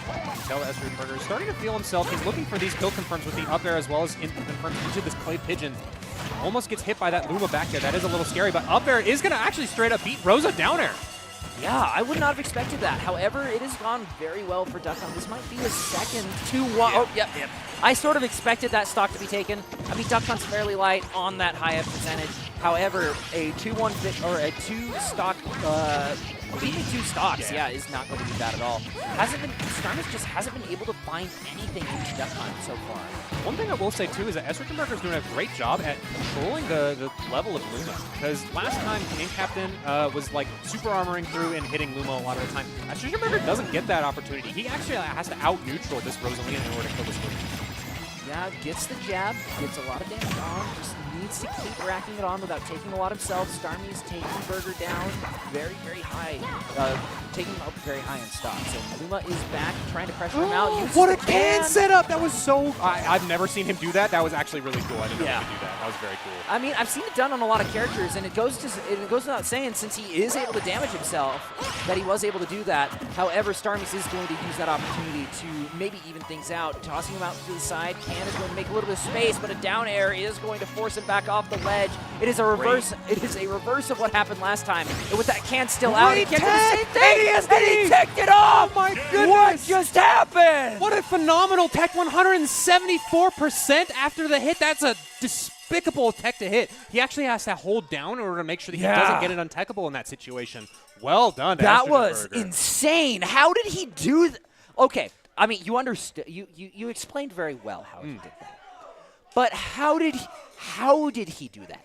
How did he do that? Okay, so what in that situation, right? Oh, no, like, I understand how. It's like, it's by teching. But the input is so precise. And he was just barely in that one spot where he'd be able to get it. And that is incredible. And one of the things that actually is super duper important for how he was able to hit that was the recognition that, Starmie is not actually above me. He's actually above me and to the right a lot more, which means that he actually can't really hit a down air on me, which would 100% kill me. And so the only thing he has is the back air. And so he's like, if I get back aired, I have the opportunity to go for this tech, which means I need to be ready for it. And so mentally, he's already thinking, I'm in a position where I need to tech, and then he's able to execute it a lot easier because he's aware and he's ready for it. I'm doing 20,000 calculations a second. That's exactly and right. all but one are wrong. That's exactly right. And in this case, he happened to hit on the 99. And so well done to Estrogenberger. That was a great game, That was actually. a great game. I love that Starmie wow. was almost able to come back. It was really important that he try and take that last stock. And I love that he's like, hey, even if I end up suiciding myself for this play, that would only put the Vandals up 2 over Boise instead of 3. I actually think I think it was a misinput. I think he definitely could have recovered, yes. Yeah, because the recovery went off to the right instead of the left because of that back air that Duck Hunt did. Yeah. And it just led to a very unfortunate SD. But fortunate for the Vandals, they're up. They're up in stocks. 3-2 or 3-1 now. Yeah, I can math. Or I can math, 4-1. 4 because we won, yeah, yes. because the win. Yes, you can tell this is not my normal format. Yes. But speaking of not our normal format, up next we have Supersonic versus the Game Captain. On Olimar once again. And I do think this is a lot better matchup for Olimar. He's still going to hit like a truck, but it's a much more avoidable truck. Yes. It's like the small Japanese truck versus the average Ram 1500. Yeah, you get you lift off the truck, so I like that. Olimar, though, he's going to want to zone a little bit more. Same game plan as with Kazuya, and honestly, same game plan as the last one for both of these players. As long as Little Mac can get the hits in, as long as Game Captain can close the distance, Olimar might be cooked, but no roasted vegetables are going to be on the menu today. Yeah, one thing that's going to be super important is, same as with Luma, Game Captain also needs to now navigate these Pikmin. They pretty much functionally will do the same sort of thing that Luma can do. It's going to matter a lot whether or not he can get through the Pikmin. His side special went off the stage. He was able to recover. It's not something I would ever expect myself saying about Little Mac, but is able to get back on stage. Unfortunately, loses the KO, taking too much damage before being able to use it. And Olimar is able to get it back. Counter. I love this awareness that, what almost great grab from Supersonic here. I love this awareness from Game Captain. He's like, hey, I know that you're going to punish me for my recoveries, and instead I'm going to punish you for your jumping. I go for an anti-air, and that is going to be stock number 1 for Game Captain.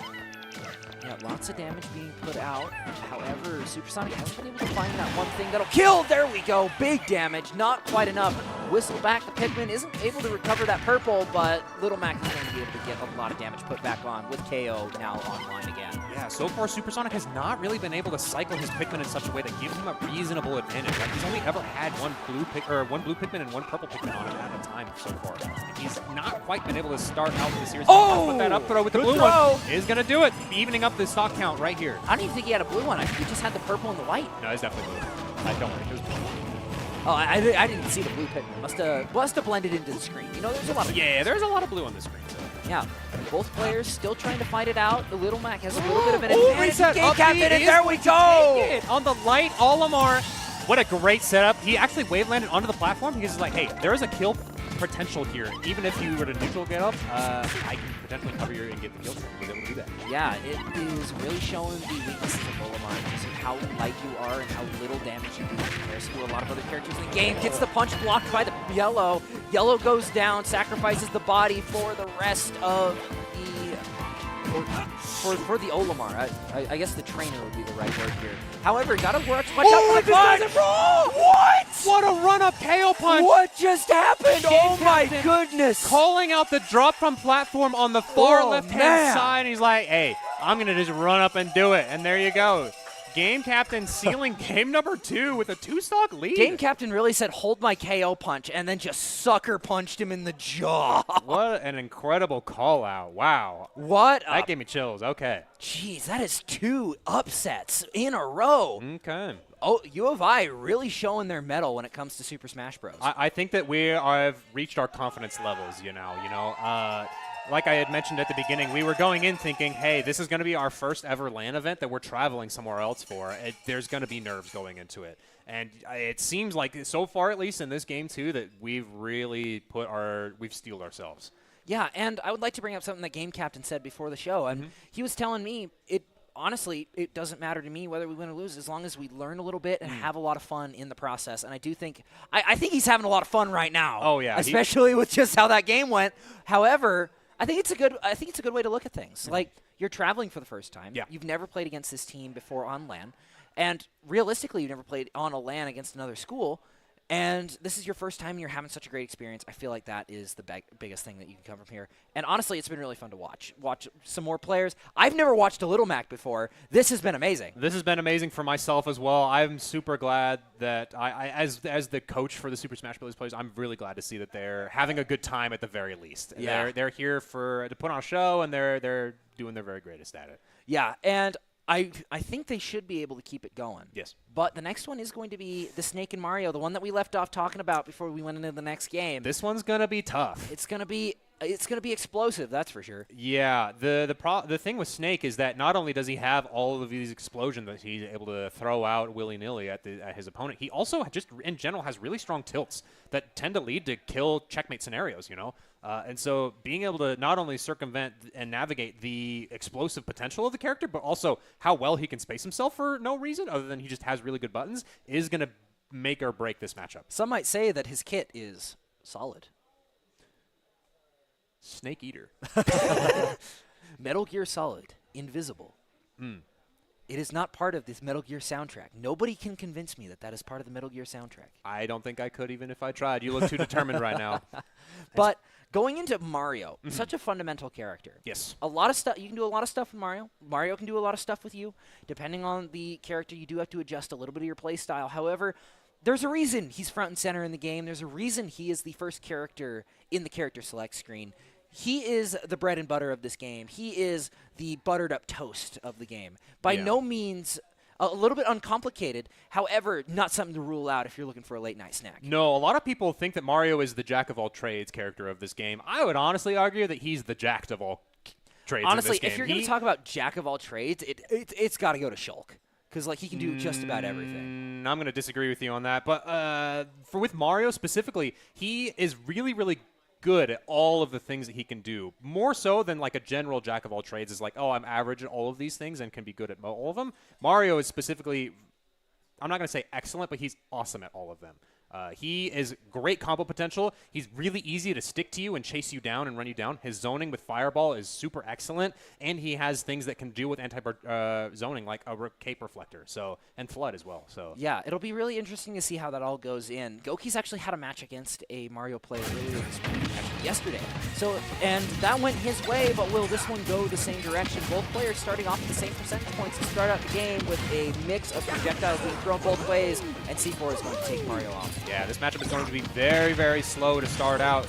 A lot of percentage coming on from Mario, but hey, this is just a game of holding the grenade. Some might say he's holding the live grenade in this game. He actually is. He literally is doing that. Something that's super duper important going into the Snake matchup that you have to realize is that if you are able to catch and throw grenades back at you, assuming that they're not held in charge, means that you can throw them back and also threaten Snake with those grenades. That is true. Especially because he takes just as much damage from his grenades as everybody else. That is correct. His hitbox would dictate otherwise. Yeah. Not to mention the C4 as well, being a good trap on the stage, and just one more thing that you got to keep track of. Snake being taken up to almost 90%, catching up to the Mario. Chubby Bubbers trying to keep himself up. Snake is off stage, but he's got a pretty good recovery. Not really something that he has to worry about. Raining down explosives from the sky.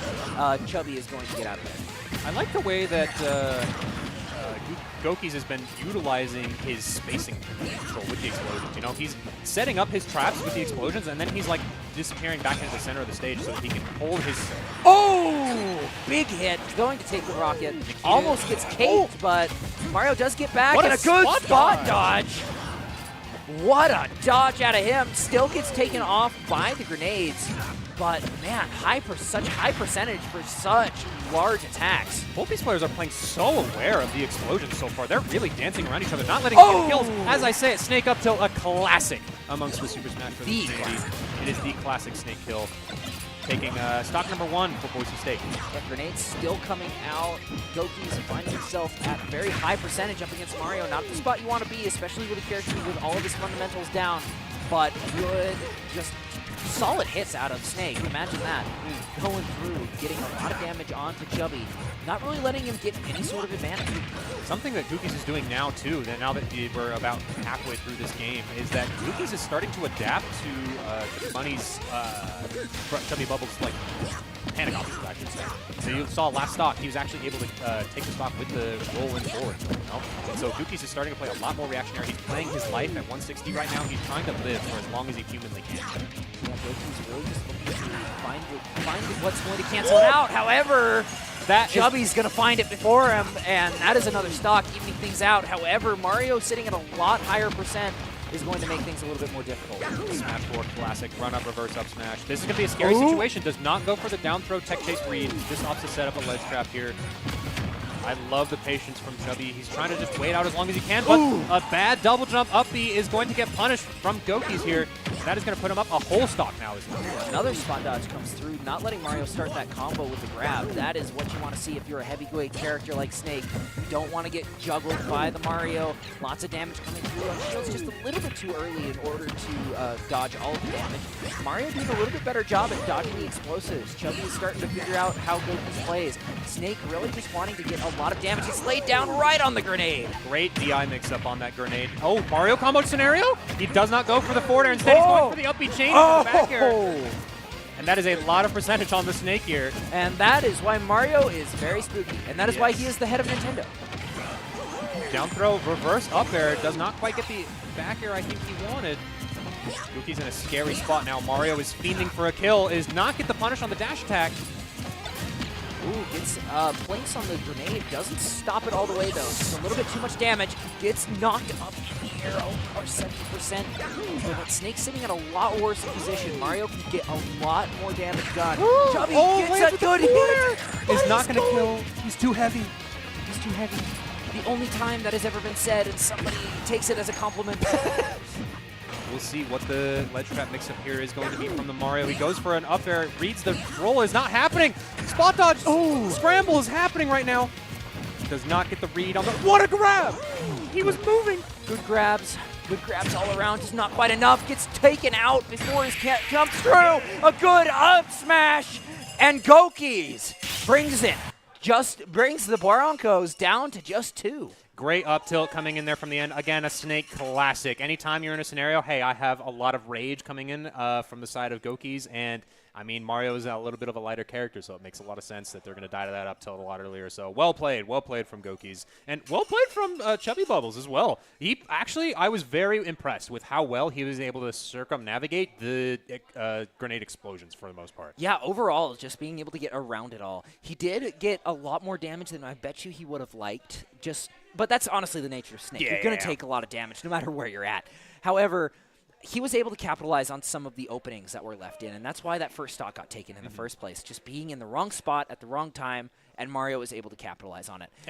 However, Snake in the end was able to do a little bit more damage. He just hits a little bit harder in the neutral than Mario, which doesn't surprise me. So well played from both players. Well played. Good show. That is going to what's the score count right now? The Vandals are up by 3 or 2. It would be 4-4-2, and now it's 2-2-4. So that would be. I believe we're up by 2. Yes, you are correct. You would be up by 2. So if the same thing happens this game that just happened, then we go to tiebreaker. And that's going to be – we're up by 3, I've just been told Oh, by never mind. Our other people, which means that in order for Melfort – Oh, yeah, because which one was it? Duck Hunt Altskin 2 from Burger. Won by 2 stocks. Yes, that's right. So that means that in order for Boise State to have a shot at tying, I believe, they have to – 3 stock. 3 stock in this game. Yes. They have to 2 stock in order to tie it. 2 stock, Excuse me. yes. They have to 3 Correct. stock in order to win. So there is a winning opportunity here. We'll have to see whether or not their mental can handle it, or if Vandals are just going to close it out here. Yeah, in my opinion, that is the best part about this duel system. Yeah. You might think you're losing. There's still a chance to come back. There's always a chance to get it back up there. There's always a chance, man. You never want to count anybody out, That's especially once you get into the later section of the day. The longer you end up playing, it is tiring to play and mentally exhausting to play in these games, you know. There is a mental fortitude that has to come from these players in order to do an event like this. So, yeah, and it's in almost every game. In everything you do, there's going to be an aspect of mental, and you got to be able to keep it up. You got to keep up the charm. You got to keep up the good vibes. You got to have good vibrations. Yeah. That being said, good vibrations coming from this last game here. How are we feeling? Melfor switching to the banjo going into Shiny Shoes this time. Yeah, I mean, banjo, it's a pretty good instrument, but it's an even better character, especially into the Min pick. I bet you that the Min was one of the blind selections for Idaho. I mean, Shiny Shoes has proven that he is one of the better players on their team, but as we go into it, Melfor trying to keep this game fairly even on the banjo. Okay. Immediate first start. Dash attack into forward air is a true combo. Goes for the reversal. Nair Junior, I believe, doesn't have his jump, but it doesn't matter. Up B from Min is going to make it, so he comes back and gets the center of the stage. Ooh, yep, has to miss one of them again to get back to stage. Manages to get there, but whoa! Ram into the dragon. Not a true combo, mind you, but it does catch people asleep at the wheel when you're being edge guarded. What does it matter if it's a true combo if it works that well? That's exactly right, and that is going to put Idaho in this game stock lead, but it doesn't matter. Melfor almost answering back with a down throw, down smash of his own. Almost. Oh, manages to get back just barely. You never think that Banjo up special is as good as it is, but his recovery is a lot more versatile than what anyone would think. Especially with Wonder Wing on the table. That is an invincible move that he can do. Only 5 times per stock, mind you, but it is still really, really scary for how powerful it is. Yeah, Minion trying to control a little bit of space. Shiny Shoes trying to get their revenge after the last round. They are not very happy over how the last one ended, and Melfor looking to keep his momentum going forward. Oh! Again with the Dragon Laser! You have to be expecting that whenever you get thrown off stage from a Min. You have to be ready for that laser. It goes so much further than you think the arms themselves would do. Yeah, and that was just not great if you're Melfor. He was able to return the stock, however, not able to find any percentage beforehand. Lots of damage coming through, manages to get back onto stage, shields through it, misses the grab. That was the best case scenario, but so much damage piling up. Kind of strange situation there for Melfor. He gets a little caught on the platform there, but he's able to make it down on the ground normally. In a bad situation at 100% now. He's able to take Student Central back. Yeah, I mean, he's going for a lot of these really, really aggressive plays now that he's down. I don't know that I agree with this scenario. I mean, if you're down that much, what else can you really do? You're playing against a character who controls the stage so well, you almost have to be able to get up close and personal, but that's where the fault comes in. Able to get back with a little bit of directional input, and is able to get back on the stage, but Min has 2 arms for a reason. Min classic. I throw out the normal punch, and then I send out the special punch, and that means that the University of Idaho is going to take it. 6-2 over Boise State in Super Smash Bros. Ultimate. Yeah, congratulations to U of I. After a loss in Rocket League, they were able to claw back for Super Smash Bros. And be crowned your champions. Well fought by both teams, honestly. This was an excellent showing. I love watching me some Super Smash Bros., man. Oh, yeah. All the players, I think, played excellently. They played their hearts out, and they came and they put on a great show. You know, I was honestly glad we got to see the dual format in a little bit more as well. It is a great format.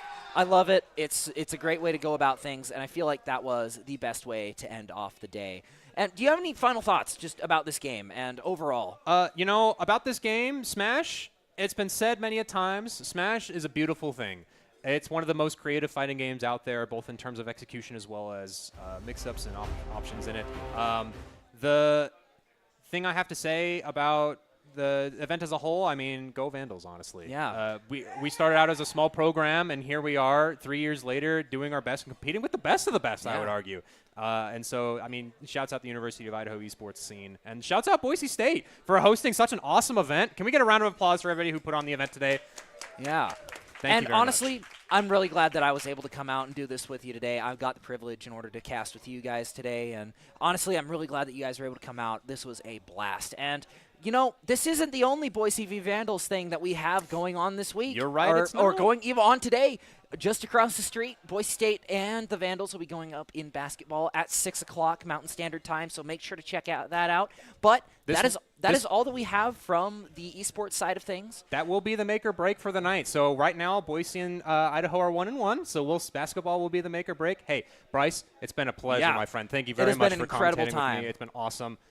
Yeah, and with that will be the end of our broadcast today of esports. We hope that you guys had just as much fun as we had casting it, and we hope to see you guys in our continued broadcast of both the Mountain West and PEC. Also, check out some of the Vandals broadcasts that they have going on of their divisions as well. My name has been Bryce Jensen with my co-host Vincent, and we will be seeing you guys later. Have a good night, guys.